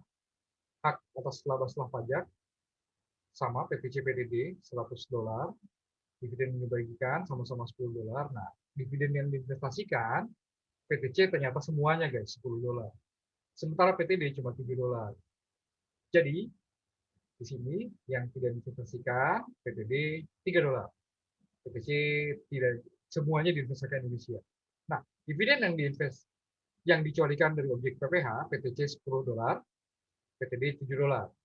PPh yang dikenai dividen dikenai PPh, PTC 0, tidak dikenai PPh, PTD 3 dolar. Oke. Jadi kelihatan di sini ya, guys, maksud dari peraturan yang tadi kita sudah bahas terkait dengan dividen bukan objek PPh dan dividen mana yang dikenai PPh. Contoh 3, PTF memiliki 100% saham ekspor. Saham tidak diperdagangkan di bursa efek luar negeri yang kedudukan di negara W. Pada tahun 2020, Export membukukan laba setelah pajak sebesar 100 dolar. Tanggal 10 Maret 2021, Export membagikan dividen 50 dolar, dividen yang diinvestasikan di Indonesia sebesar 30 dolar. Export membagikan dividen 20%, dividen yang diinvestasikan di Indonesia sebesar 20 dolar. Besaran dividen PTF yang dikecualikan dari objek PPh dan yang dikenai PPh sebagai berikut. Laba setelah pajak Export kasus A 100 dolar, kasus B 100 dolar di PTF, kepemilikan sama-sama 100%, batasan dividen yang seharusnya diinvestasikan 30%, kali kepemilikan, kali laba setelah pajak, $30, sama-sama $30. Dividen dibagikan $50 dan $20, kasus A dan kasus B. Dividen yang diinvestasikan di Indonesia $30, kasus A, kasus B $20. Dividen yang tidak diinvestasikan di Indonesia $20 dan $0. Oke. Dividen yang dikecualikan dari objek PPh pada kasus A, PTF sebesar $30, kasus B $20 yang dikecualikan dari objek PPh. Dividen dikenai PPh berarti selisih batasan 30% laba setelah pajak dengan dividen yang diinvestasikan. PTF pada kasus A sebesar $0, berarti tidak ada yang menjadi objek PPh. Pada kasus B, di PTF sebesar $10. Itu berasal dari pengurangan $30, dividen yang dibagikan dengan $20. Ya, kalau nggak salah tadi dividen $30 ya. Sorry, ya benar. Kasus B $20 ya. $30 dikurangi $20. Oh ya tadi ya, selisih batasnya 30%. Oke, berarti $10 guys. Selisih bagian laba setelah pajak dengan batasan dividen yang seharusnya diinvestasikan PTF pada kasus A sebesar $70, PTF pada kasus B sebesar $70 tidak dikenai PPh. Oke, lanjut lagi. Contoh 4, tahun 2021 PTI, perusahaan jasa konstruksi, memperoleh penghasilan dari jasa konstruksi dari J Ltd yang dilakukan di negara X melalui bentuk usaha tetap sebesar $100. Atas penghasilan tersebut, PTI menginvestasikan ke wilayah Indonesia sebesar $30 atau PTI menginvestasikan ke wilayah Indonesia sebesar $20. Besarnya penghasilan konstruksi PTI yang dikecualikan dari objek PPh dan yang dikenai PPh sebagai berikut. Penghasilan setelah pajak dari BUT, PTI kasus A, PTI kasus B sama-sama $100. Batasan 30% dari jumlah penghasilan setelah pajak sama-sama $30 bagi kasus A kasus B. Besarnya penghasilan setelah pajak yang diinvestasikan, oke, berarti di kasus A $30, kasus B $20. Besar penghasilan setelah pajak yang tidak diinvestasikan, kasus A $70, kasus B $80. Penghasilan dari luar negeri melalui bentuk usaha tetap yang diterima PTI yang dikecualikan dari objek PPh pada kasus A $30, pada kasus B $20. Penghasilan dikenai PPh berarti 0 kasus A, kasus B 10. Berarti pengurangan dari 30% batasan ya dari jumlah penghasilan setelah pajak $30, diinvestasikan $20 berarti dikenai PPh sebesar $10. Selisih penghasilan setelah pajak dengan batas 30% dan jumlah penghasilan pada kasus A $70, pada kasus B $70 tidak dikenai PPh. Jadi di sini batasan $30 ya guys. Oke, cuman di sini yang diinvestasikan berapa dulu angkanya ya, 30 20. Untuk kasus B yang $10 itulah yang dikenai PPh. Contoh 5, pada tahun 2021 PTK memperoleh penghasilan dari jasa konstruksi dari LLTD yang dilakukan di negara Y tanpa melalui bentuk usaha tetap sebesar $100. Dengan jangka waktu pekerjaan yang belum melebihi time test, atas penghasilan tersebut PTK menginvestasikan ke wilayah Indonesia sebesar $10. Atau PTK menginvestasikan ke wilayah Indonesia sebesar $70. Besarnya penghasilan konstruksi PTK yang dikecualikan dari objek PPh dan yang dikenai PPh sebagai berikut. Penghasilan tidak melalui BUT, ya kasus A dan kasus B di PTK sama-sama $100. Yang tidak besar penghasilan tidak melalui BUT yang diinvestasikan di PTK $100 diinvestasikan, kasus A, kasus B $70. Besar penghasilan tidak melalui BUT yang tidak diinvestasikan berarti $0 kasus A, di kasus B $30. Penghasilan dari luar negeri tidak melalui BUT yang diterima PTK yang dikecualikan objek PPh, kasus A 100, kasus B $70, yang dikenai PPh kasus A 0, ya, kasus B 30, berarti $100 kurang $70 guys. PTM, kasus di contoh 6, memiliki 0,2% saham Y-Inch di perdagangan bursa efek luar negeri yang berdudukan di negara X. 1 April 2021, Y-Inch memberikan dividen kepada PTM sebesar $180. PTM menginvestasikan dividen di Indonesia sebesar $150. Besarnya dividen PTM yang dikecualikan dari objek PPh dan yang dikenai PPh. Dividen terima $180, dividen diinvestasikan di Indonesia $150, tidak diinvestasikan di Indonesia $30. Maka dividen PTM yang dikecualikan dari objek PPh $150. Dividen PTN yang dikenai PPh sebesar $30. Itulah contoh-contohnya guys, yang tadi disebut dalam pasal 32. Oke. Paragraf 4. Kriteria tata cara dan jangka waktu tertentu untuk investasi. Oke, pasal 33 guys, disebut investasi sebagaimana dimaksud dalam pasal 15, pasal 17, pasal 26, dan atau pasal 29, harus memenuhi kriteria tata cara dan jangka waktu tertentu. Di pasal 34, investasi dalam pasal 15, pasal 17, pasal 26, dan atau pasal 29 dilakukan sesuai dengan kriteria bentuk investasi.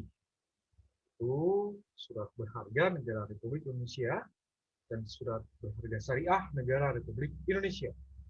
Obligasi atau sukuk badan usaha milik negara yang perdagangannya diawasi oleh otoritas jasa keuangan, obligasi atau sukuk lembaga pembiayaan yang dimiliki oleh pemerintah yang perdagangannya diawasi oleh otoritas jasa keuangan, investasi keuangan pada bank persepsi termasuk bank syariah, obligasi atau sukuk perusahaan swasta yang perdagangannya diawasi oleh otoritas jasa keuangan, investasi infrastruktur melalui kerjasama pemerintah dengan badan usaha, investasi sektor real berdasarkan prioritas yang ditentukan oleh pemerintah, penyertaan modal pada perusahaan baru yang didirikan dan berkedudukan di Indonesia sebagai pemegang saham, penyertaan modal pada perusahaan yang sudah didirikan dan berkedudukan di Indonesia sebagai pemegang saham, kerjasama dengan lembaga pengelola investasi, penggunaan untuk mendukung kegiatan usaha lainnya dalam bentuk penyaluran pinjaman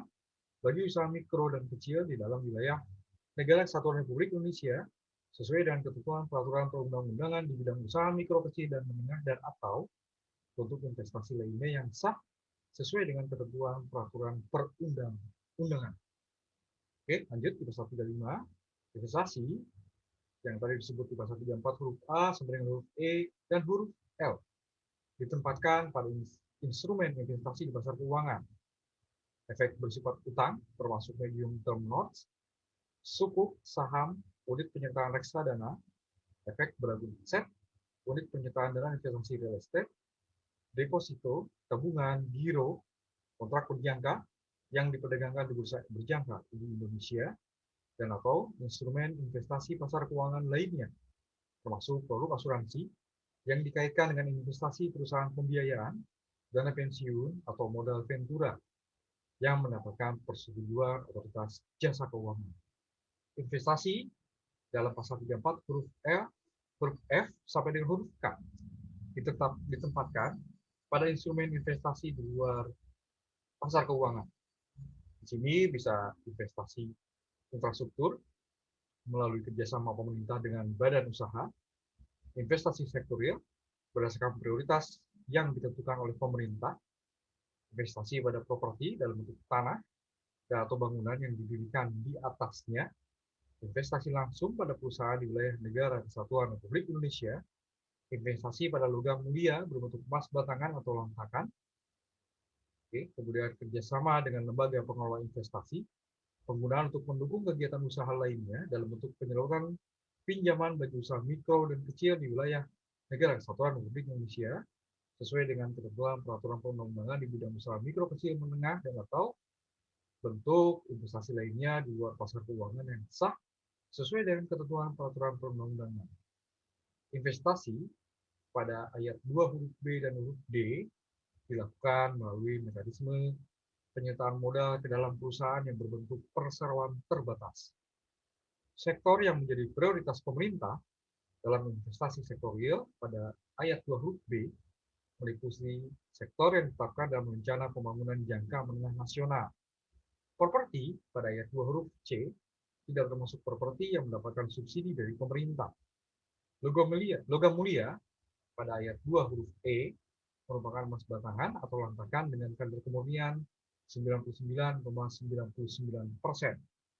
Emas batangan atau lantakan merupakan emas yang diproduksi di Indonesia dan mendapat akreditasi dan sertifikat dari Standar Nasional Indonesia (SNI) dan atau London Bullion Market Association atau LBMA.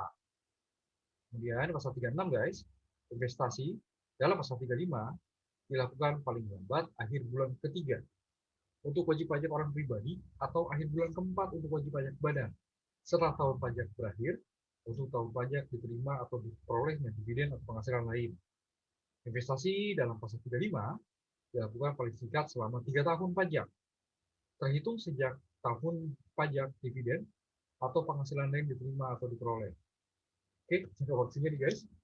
Investasi dalam pasal 35 tidak dapat dialihkan kecuali ke dalam bentuk investasi sebagaimana dimaksud dalam pasal 35. Oke, jadi memang wajib berarti ya, walaupun dialihkan tetap harus dalam ranah di pasal 35 peraturan menteri ini guys. Lanjut, paragraf 5, tata cara pengecualian pengenaan pajak penghasilan atas dividen atau penghasilan lain. Di pasal 37 ayat 1 disebut pengecualian dari objek PPh atas dividen yang berasal dari dalam negeri, yang tadi disebut di pasal 14 ayat 1 huruf A, yang diterima atau diperoleh wajib pajak orang pribadi dalam negeri atau wajib pajak badan dalam negeri, dilaksanakan dengan melaporkan dividen yang berasal dari dalam negeri dalam surat pemberitahuan tahunan sebagai penghasilan yang tidak termasuk objek pajak. Dividen yang berasal dari dalam negeri yang dikecualikan dari objek PPh di ayat 1 tidak dilakukan pemotongan PPh oleh pemotong pajak tanpa surat keterangan bebas.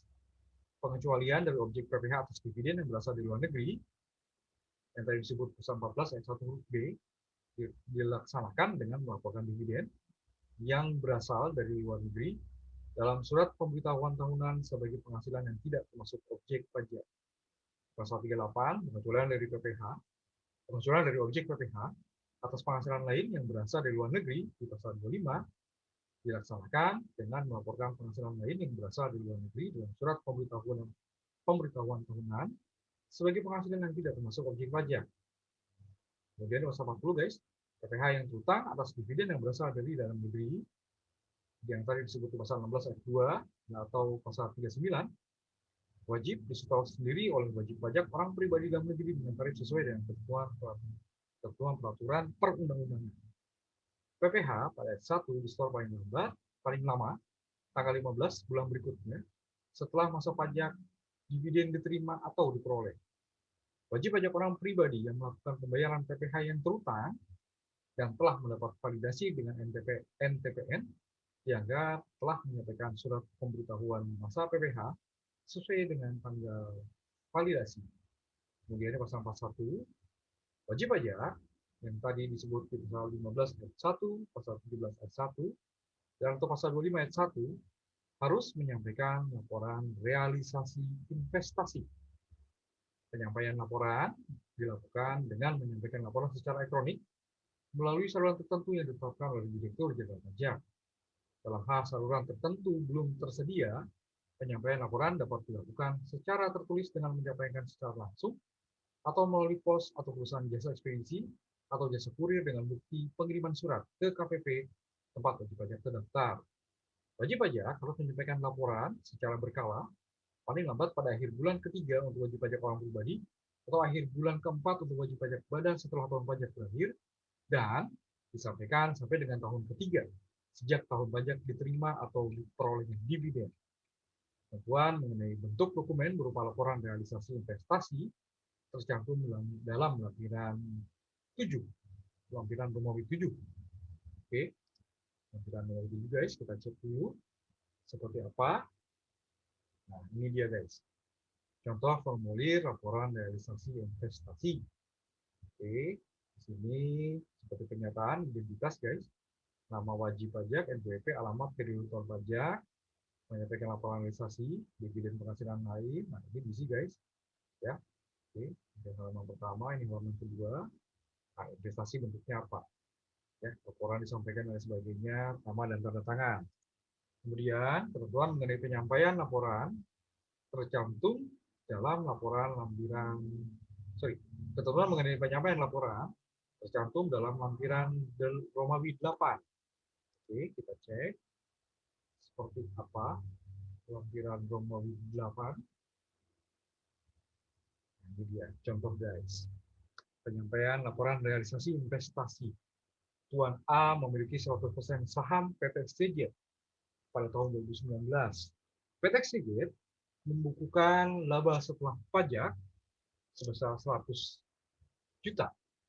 Pada 3 November 2020, PTX membagikan dividen 30% dari laba setelah pajak. Dividen sebesar 30 juta diinvestasikan oleh Tuan A di dalam wilayah Indonesia pada 10 Maret 2021. Atas dividen diterima Tuan A sebesar 30 juta dapat dikecualikan dari objek PPh. Ketentuan penyampaian laporan investasi sebagai berikut. Tuan A paling lambat melakukan investasi di Indonesia pada akhir bulan Maret tahun 2021. Jangka waktu investasi Tuan A paling singkat selama 3 tahun pajak, dimulai sejak 3 November 2020 sampai dengan 31 Desember 2022. Ya, di 3 November pembagian dividen laba setelah pajak. Kemudian divestasikan di 10 Maret. Lanjut lagi. Tuan A menyampaikan laporan realisasi investasi untuk periode pertama, paling lambat pada akhir bulan Maret 2021, untuk periode 3 November 2020 sampai dengan 31 Desember 2020. Laporan realisasi investasi periode kedua, paling lambat pada akhir bulan Maret tahun 2022, untuk periode 1 Januari 2021 sampai dengan 31 Desember 2021. Kemudian periode ketiga, paling lambat pada akhir bulan Maret tahun 2023. Periode 1 Januari 2022 sampai dengan 31 Desember 2022. Paragraf 6 guys sekarang, perubahan batasan dividen yang diinvestasikan. Dalam H terdapat kebutuhan perubahan batasan dividen yang diinvestasikan. Batasan dividen diinvestasikan dapat diubah. Dapat diubah. Lanjut, di pasal 43. Ketentuan mengenai perubahan batasan dividen yang diinvestasikan dalam pasal 21 ayat 1 diatur dengan peraturan Menteri Keuangan. Itu bagian ketiga guys. Dari bidang PPh ini. Selanjutnya bagian keempat, terkait dengan dana setoran biaya penyelenggaraan ibadah haji dan atau biaya penyelenggara ibadah haji khusus dan penghasilan dari pengembangan keuangan haji dalam bidang atau instrumen keuangan tertentu yang dikecualikan dari objek pajak penghasilan. Ini ketentuan baru ya guys. Dana setoran BPIH khusus dan penghasilan dari pengembangan keuangan haji. Nah, bukan objek PPh guys. Di pasal 44 dijelaskan lebih dulu guys, penerimaan BPKH ya, di sini meliputi setoran BPIH atau BPIH khusus, nilai manfaat keuangan haji berupa penghasilan dari pengembangan keuangan haji, dana efisiensi penyelenggaraan ibadah haji, dana abadi umat, dan atau sumber lain yang sah yang tidak mengikat. Nah, selanjutnya aturan pelaksanaan dari Undang-Undang PPh di Cipta Kerja di pasal 45 guys. Dana setoran BPIH atau BPIH khusus ya, yang dimaksud dalam 44 huruf A, dan penghasilan dari pengembangan keuangan haji dalam bidang atau instrumen keuangan tertentu yang tadi disebut di pasal 44 huruf B yang diterima BPKH dikecualikan dari objek PPh. Penghasilan dari pengembangan keuangan haji dalam bidang atau instrumen keuangan tertentu yang tadi disebut ya, satu guys, berupa imbal hasil dari giro deposito, sertifikat deposito dan tabungan pada bank di Indonesia yang melaksanakan kegiatan usaha berdasarkan prinsip syariah serta surat berharga syariah yang diterbitkan oleh Bank Indonesia. Bisa juga berupa huruf B, imbal hasil dari obligasi syariah, sukuk, surat berharga syariah negara, dan surat perbendaharaan negara. Dan surat pembendaharaan negara syariah yang diperdagangkan dan atau dilaporkan perdagangannya pada Bursa Efek Indonesia. Lalu dividen yang berasal dari dalam maupun dari luar negeri atau penghasilan lain berupa penghasilan setelah pajak atau penghasilan yang pajaknya dikecualikan atau dikenakan pajak 0% dari suatu bentuk usaha tetap maupun tidak melalui bentuk usaha tetap di luar Indonesia, di luar negeri. Kemudian bisa juga berupa bagian laba huruf D guys, yang diterima atau diperoleh dari pemegang unit penyertaan kontrak investasi kolektif yang dapat berupa imbal hasil dari reksadana syariah, kontrak investasi kolektif efek beragun aset, kontrak investasi kolektif dana investasi real estate, kontrak investasi kolektif dan investasi infrastruktur, atau kontrak investasi kolektif berdasarkan prinsip syariah sejenis dan atau penjualan investasi dalam bentuk emas batangan atau rekening emas yang dikelola lembaga keuangan syariah sesuai dengan ketentuan peraturan perundang-undangan. Penghasilan yang tadi disebut di pasal pada ayat 2 yang disebut di ayat 2 huruf A, huruf B, huruf C, dan huruf D, serta pembelian emas batangan atau rekening emas pada ayat 2 huruf E dikecualikan dari pemotongan dan atau pemungutan PPh. Pengecualian dari pemotongan dan atau pemungutan PPh diberikan berdasarkan surat keterangan tidak melakukan pemotongan dan atau pemungutan PPh. Untuk memperoleh surat keterangan tidak dilakukan pemotongan dan atau pemungutan PPh, BPKH harus menyampaikan permohonan kepada Kepala KPP tempat BPKH terdaftar. Oke, bentuk permohonan ya disebut di lampiran 9 dari peraturan menteri ini guys. Oke, kita cek dulu. Nah, ini dia guys. Contoh format permohonan surat keterangan tidak dilakukan pemotongan atau pemungutan pajak penghasilan. Oke, di sini nomor isi lampiran halnya sudah ada ini guys. Nah, bentuknya seperti ini. Permohonan surat keterangan tidak dilakukan pemotongan atau pemungutan PPh untuk penghasilan atau prestasi sesuai dengan pasal 45 ayat 3 peraturan menteri keuangan nomor diisi guys dan lain sebagainya. Oke, jadi petunjuk pengisiannya. Oke, lanjut lagi guys. Lampiran 9 tadi. Kemudian ayat 7, permohonan pada ayat 5 dilakukan dengan menyampaikan secara langsung atau melalui pos atau perusahaan jasa ekspedisi atau jasa kurir dengan bukti pengiriman surat KPP tempat BPKH terdaftar. Nah, Kepala KPP atas nama Direktur Jenderal Pajak menerbitkan surat keterangan tidak dilakukan pemotongan atau pemungutan PPh dalam jangka waktu paling lama 5 hari kerja sejak permohonan diterima lengkap. Oke, bentuk dokumen berupa surat keterangan dicantumkan dalam lampiran 10 guys. Nah, ini dia. Contoh format surat keterangan tidak dilakukan pemotongan atau pemungutan pajak penghasilan yang diterbitkan oleh Direktorat Jenderal Pajak. Seperti ini guys. Ya, ini bentuknya ini setelah tadi berapa? 5 hari ya. 5 hari kerja sejak diterima lengkap permohonannya. Oke, bentuknya seperti ini guys. Oke, lanjut lagi.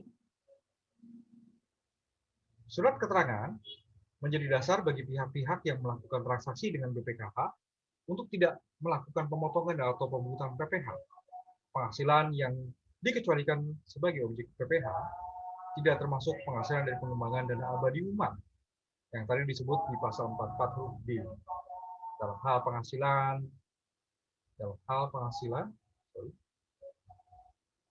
Oke, 12 ya. Dalam hal penghasilan dari pengembangan dana abadi umat yang dikenai PPh bersifat final, tidak dilakukan pemotongan atau pemungutan PPh. Yang tadi disebut di ayat 3, BPKH menyetor sendiri PPh yang terutang. Penyetoran sendiri PPh yang terutang dilakukan paling lama tanggal 15 bulan berikutnya setelah masa pajak diterima atau diperolehnya penghasilan. Dalam hal PPh yang terutang pada ayat 13 telah disetor dan divalidasi dengan NTPN, BPKH dianggap telah menyampaikan surat pemberitahuan masa PPh sesuai dengan tanggal validasi.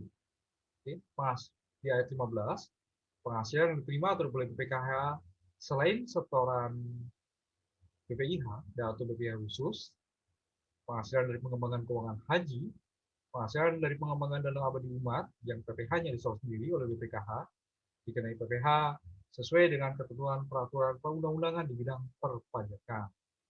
Lanjut pasal 46, BPKH harus menyelesaikan pembukuan secara terpisah dalam hal memiliki usaha yang penghasilannya dikenai PPh yang bersifat final dan tidak final, atau menerima atau memperoleh penghasilan merupakan objek pajak dan bukan objek pajak. Memang standar ya guys.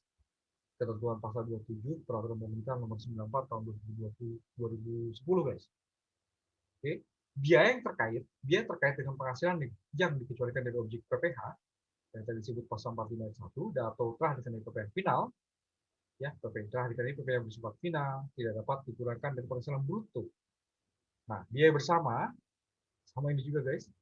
Ketentuan pasal 27 PP nomor 94 2020 telah diatur di sini diatur lebih lanjut khusus untuk BPKH.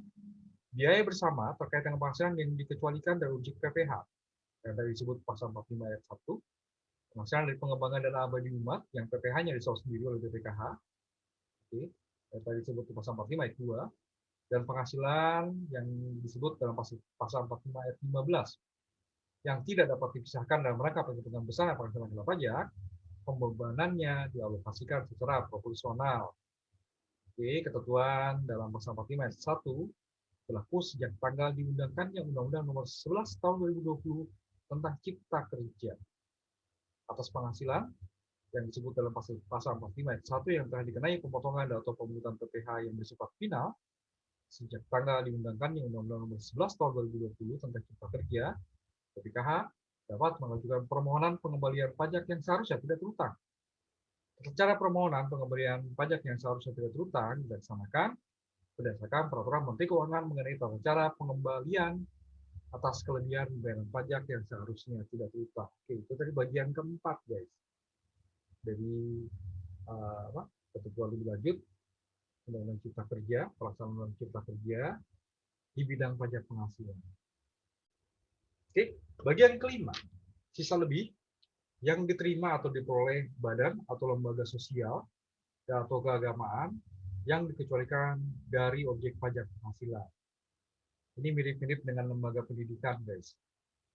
Tapi diatur khusus karena ini merupakan tambahan ya, sebagai bukan objek PPH di pasal 4 ayat 3 huruf P kalau misalnya. Yang tadi yang BPKH huruf O, Undang-Undang BPKH. Oke. Sisa lebih yang diterima atau diperoleh badan atau lembaga sosial atau keagamaan yang terdaftar pada instansi yang membidanginya dikecualikan dari objek PPH dengan syarat sebesar jumlah sisa lebih digunakan untuk pembangunan atau pengadaan sarana dan prasarana sosial dan atau keagamaan paling sedikit sebesar 25% dari jumlah sisa lebih.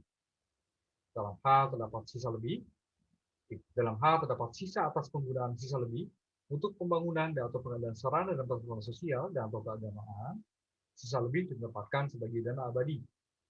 Pembangunan atau pengadaan sarana dan prasarana serta pengalokasian dalam bentuk dana abadi dilakukan paling lama dalam jangka waktu 4 tahun sejak sisa lebih diterima atau diperoleh. Ketentuan mengenai penggunaan jumlah sisa lebih tercantum dalam lampiran 11 dari peraturan menteri ini. Oke, kita cek dulu guys lampiran 11-nya. Kalau nggak salah ini contoh guys, nah, betul ya, contoh penggunaan sisa lebih. Oke, contoh 1, Yayasan Pelestarian Lingkungan HIS merupakan badan nirlaba yang memperoleh sisa lebih sebesar 80 juta pada tahun 2019. Sisa lebih tersebut ditanamkan dalam sarana dan prasarana sesuai dengan ketentuan sebesar 60 juta. Sisanya 20 juta ditanamkan dalam dana abadi dalam waktu 4 tahun sejak sisa lebih tersebut diterima atau diperoleh.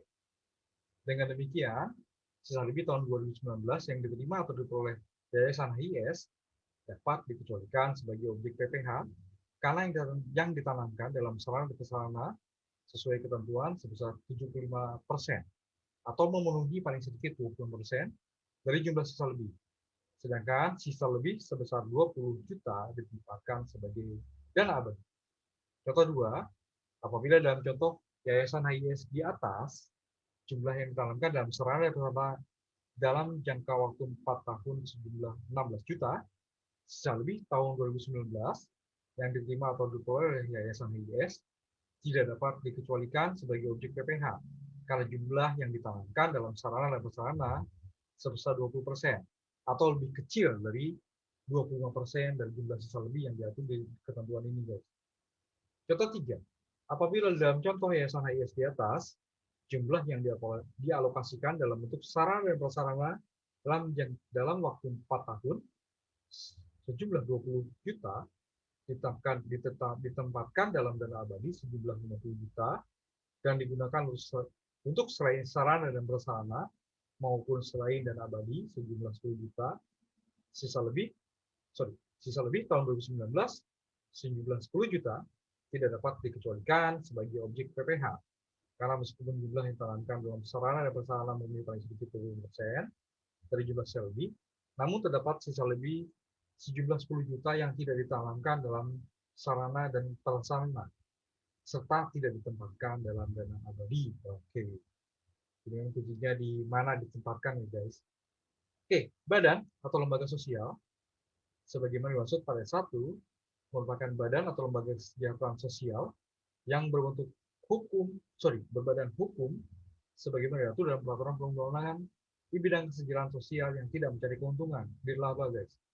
Dengan kegiatan utamanya menyelenggarakan pemeliharaan kesehatan yang tidak dipungut biaya, menyelenggarakan pemeliharaan orang lanjut usia atau panti jompo, menyelenggarakan pemeliharaan anak yatim atau piatu, anak atau orang kelantar atau orang cacat, menyelenggarakan kesantunan atau pertolongan kepada korban bencana alam, kecelakaan, kemiskinan, keterpencilan, ketunaan sosial, dan penyimpangan perilaku, tindak kekerasan dan sejenisnya, pemberian beasiswa dan atau pelestarian lingkungan hidup. Badan atau lembaga keagamaan merupakan badan yang tidak mencari keuntungan dengan kegiatan utamanya mengurus tempat-tempat ibadah atau menyelenggarakan kegiatan di bidang keagamaan. Instansi yang membidangi ini merupakan instansi pemerintah di tingkat pusat, provinsi, kabupaten kota yang membidangi urusan sosial untuk badan atau lembaga sosial. Dan instansi pemerintah di tingkat pusat, provinsi, kabupaten kota yang membidangi urusan agama untuk badan atau lembaga keagamaan. Sisa lebih yang telah disebut di ayat 1 merupakan selisih lebih dari penghitungan seluruh penghasilan yang diterima atau diperoleh selain penghasilan yang dikenai PPh yang bersifat final dan atau bukan objek PPh, dikurangi biaya untuk mendapat menagih dan memelihara penghasilan tersebut. Oke, berarti penghasilan yang objek PPh non final ya guys.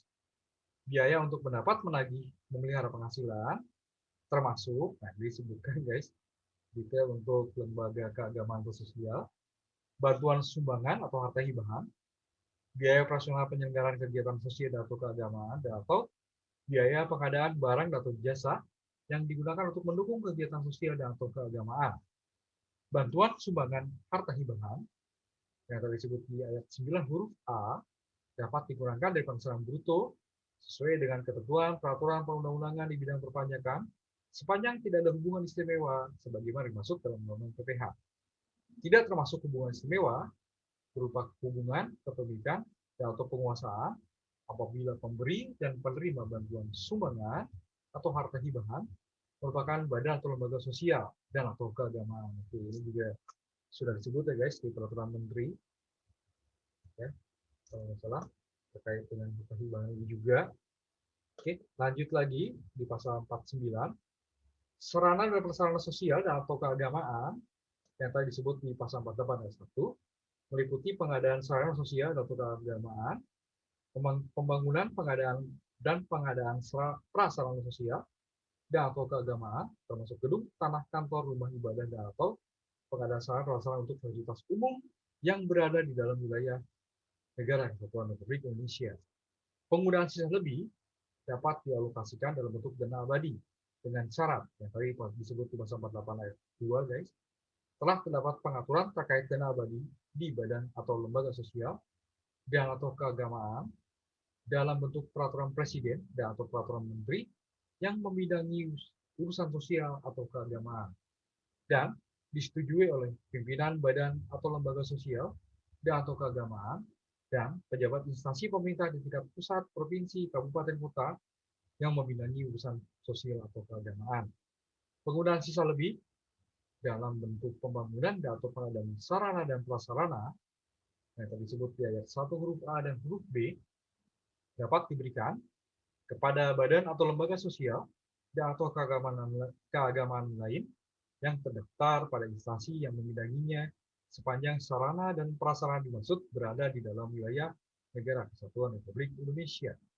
Penggunaan sisa lebih yang tadi disebut di ayat 1 huruf C dan ayat 3 tidak dapat menjadi pengurang penghasilan bruto bagi badan keagamaan, bagi badan dan atau lembaga sosial dan atau keagamaan yang memberikan. sarana dan prasarana sosial dan atau keagamaan, tadi disebut ya 1 huruf A dan huruf B, yang mempunyai masa manfaat lebih dari 1 tahun, dibebankan melalui pengusutan atau amortisasi sesuai dengan ketentuan peraturan perundang-undangan di bidang PPh. Pasal 50, badan atau lembaga sosial dan atau keagamaan harus membuat laporan jumlah sisa lebih yang digunakan untuk pembangunan dan atau pengadaan sarana dan prasarana dan atau yang dialokasikan dalam bentuk dana abadi. Yang tadi disebut di pasal 48 ayat 1 dan ayat 2. Laporan jumlah sisa lebih disampaikan setiap tahun kepada Kepala KPP, tempat badan atau lembaga sosial, dan atau keagamaan terdaftar sebagai lampiran surat pemberitahuan tahunan. Ketentuan pelaporan jumlah sisa lebih tercantum dalam lampiran 12, Romawi 12 guys. Oke, kita cek seperti apa. Oke, ini contoh pelaporan sisa lebih. Oke, pada tahun pajak 2019 sampai dengan 2022, wajib pajak Yayasan Sejahtera yang menyelenggarakan ya, yang penyelenggaraan. Oke. Pada tahun pajak 2019 sampai dengan 2022, wajib pajak Yayasan Sejahtera penyelenggaraan yang menyelenggarakan kegiatan sosialnya telah mendapat izin dari dinas sosial setempat memperoleh sisa lebih sebagai berikut. Tahun pajak 2019 500 juta, 2020 600 juta, 2021 400 juta, dan 2022 100 juta. Sisa lebih tersebut ditanggung kembali dalam bentuk pembangunan dan pengadaan sarana dan prasarana kegiatan pendidikan atau penelitian dan pengembangan dengan rincian, nah ini dia guys, ya 500 juta ini di tahun 2022, sisa lebih digunakan 200 juta ditanamkan dalam sarana prasarana sesuai ketentuan.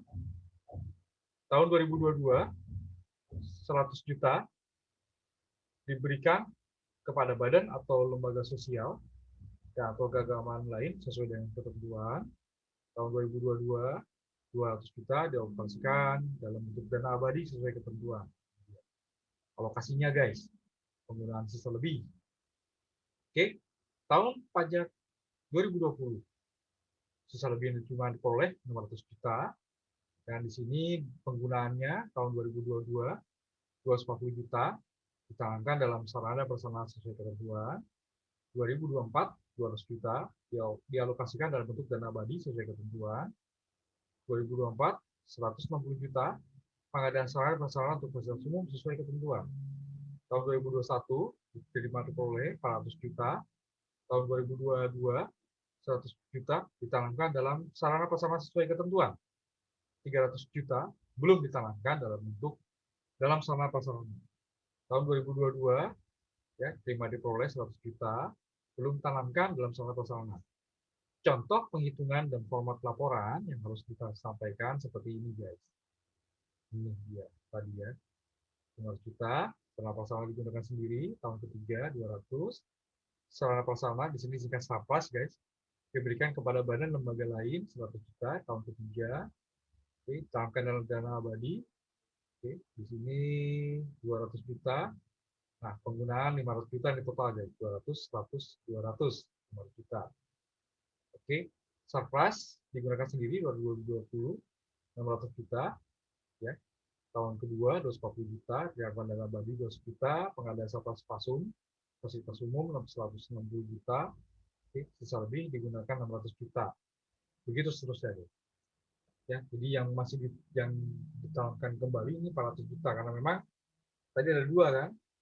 Ya, yang 2021 300 juta, kemudian 2022 yang belum ditanamkan 100 juta, jadi total 400 juta yang belum ditanamkan. Nah, seperti ini guys. Contoh bentuk laporan dan cara penghitungannya. Oke, di sini ada tanda tangan segala macam.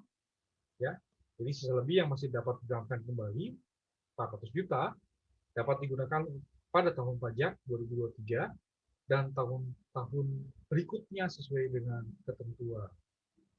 Oke, selain laporan pada ayat 1, badan atau lembaga sosial dan atau keagamaan harus membuat catatan mengenai rincian penggunaan sisa lebih yang dilengkapi dengan bukti pendukung. Nah, dari laporan tadi formatnya tadi kelihatan guys seperti apa. Catatan dan lain sebagainya guys. Pasal 51, jumlah sisa lebih yang tidak digunakan untuk pengembangan atau pengadaan sarana dan prasarana atau dana abadi dalam jangka waktu 4 tahun, yang tadi sudah disebut di pasal 48 ayat 3, diakui sebagai objek PPh pada akhir tahun pajak setelah jangka waktu 4 tahun berakhir. Jumlah sisa lebih di ayat 1 wajib dilaporkan sebagai tambahan objek PPh dalam surat pemberitahuan tahunan PPh tahun pajak diakuinya sisa lebih tersebut sebagai koreksi fiskal. Ketentuan mengenai penghitungan jumlah sisa lebih yang tidak digunakan untuk pembangunan atau pengadaan sarana dan prasarana atau dana abadi dalam jangka waktu 4 tahun yang tersebut ayat 1 tercantum dalam lampiran Romawi 13, guys. Oke, kita lihat dulu. Nah, ini dia. Contoh, jika dalam lampiran 12 terdapat sisa lebih tahun pajak 2020, seluruhnya ditanamkan dalam dana abadi. Jumlah sisa lebih yang tidak sesuai dengan ketentuan yaitu sebesar 25% dari jumlah sisa lebih yang seharusnya ditanamkan dalam bentuk sarana prasarana. Ini contohnya, guys. Mirip-mirip ya. Oke. Jadi tadi di sini masih ada yang tidak ditanamkan sebesar 250 juta ya, yang tidak sesuai ketentuan. Ya, di sini misalnya 150 juta karena di sini 150 juta. Bentar, keterangannya di bawah. Nah, ini dia. Apabila pada tahun 2022 dari sejumlah 240 juta yang bersumber dari sisa lebih tahun pajak 2020 terdapat sejumlah 100 juta yang digunakan tidak sesuai dengan peraturan menteri yang mengatur sisa lebih terima badan lembaga sosial. Dana abadi sebesar 100 juta menjadi objek PPh tahun pajak 2022 sebagai koreksi fiskal. Oke, kita lihat 2022. Nah, ini guys. 2022 100 juta ya, yang belum ditanamkan kembali, maka di sini menjadi objek PPh. Sisa lebih tahun pajak 2020 sejumlah 150 juta yang tidak digunakan sesuai ketentuan dan jangka waktu 4 tahun sejak diperolehnya sisa lebih. Diakui sebagai objek PPh pada 31 Desember 2024 dan dilaporkan sebagai penghasilan dalam surat pemberitahuan tahunan dan tahun pajak surat pemberitahuan tahunan PPh badan 2024 sebagai koreksi fiskal. Nah, ini dia guys, 150 juta. Oke, tadi ada 100 juta ya yang tahun pertama di sini ya, sisa lebih. Jadi yang bisa ditanamkan 250 juta. Nah, ini. Oke, dan di sini nah ini dia contoh lainnya nih guys. Sisa lebih tahun pajak 2020 diterima diperoleh 31 Desember 2020. Periode pembangunan pengadaan sarana prasarana selama 4 tahun dihitung sejak 31 Desember 2020. Nah, ini dia. Mulai di sini. Oke. Nah, ini mulai di sini tahun pajak pertama, tahun pajak kedua 20, 21, 22, 23, 24. Maka di sini 31 Desember 2024 tiap periodenya guys. Nah, begitu guys. Oke, lampiran 13. Dana abadi dalam pasal 48 ayat 2 di pasal 52 guys, ayat 1 dapat dikembangkan berdasarkan praktik bisnis yang sehat dan risiko yang terkelola dengan memperhatikan prinsip-prinsip tata kelola yang baik dan sesuai dengan ketentuan peraturan perundang-undangan. Hasil pengembangan dana abadi pada ayat 1 dikenai pajak sesuai dengan ketentuan peraturan perundang-undangan di bidang perpajakan dan dapat digunakan untuk kegiatan operasional terutama untuk pengadaan sarana dan prasarana sosial atau keagamaan. Dalam hal penggunaan dana abadi yang berasal dari sisa lebih di pasal 49 ayat 2 tidak sesuai dengan ketentuan ayat 1. Dana abadi tersebut menjadi objek PPh pada tahun pajak ditemukan dan diperlakukan sebagai koreksi fiskal. Oke, bagi penghasilan berarti ya, sebagai koreksi fiskal berarti koreksi negatif. Dalam hal kegiatan utama, badan atau lembaga sosial dan atau keagamaan bergerak dalam bidang pendidikan dan atau bidang penelitian dan pengembangan, perlakuan sisa lebih atas badan atau lembaga sosial dan keagamaan dimaksud dilaksanakan sesuai dengan peraturan Menteri Keuangan yang mengatur perlakuan PPh atas beasiswa yang memenuhi persyaratan tertentu dan sisa lebih yang diterima atau diperoleh badan atau lembaga nirlaba yang bergerak dalam bidang pendidikan atau penelitian dan pengembangan. Oke guys. Demikian paparan terkait unboxing Peraturan Menteri Keuangan nomor 18 PMK.03 2021 yang pada bagian ini pelaksanaan Undang-Undang Nomor 11 Tahun 2020 pelaksanaan Undang-Undang Cipta Kerja di bidang pajak penghasilan. Nantikan guys bagian berikutnya dari unboxing Peraturan Menteri Keuangan Nomor 18 ini. Terima kasih telah menyaksikan, dan sekali lagi sebagai bentuk apresiasi yang dapat menambah motivasi dalam pembuatan video-video pajak guys, mohon klik tulisan subscribe yang berwarna merah di bawah ini. Wassalamualaikum warahmatullahi wabarakatuh.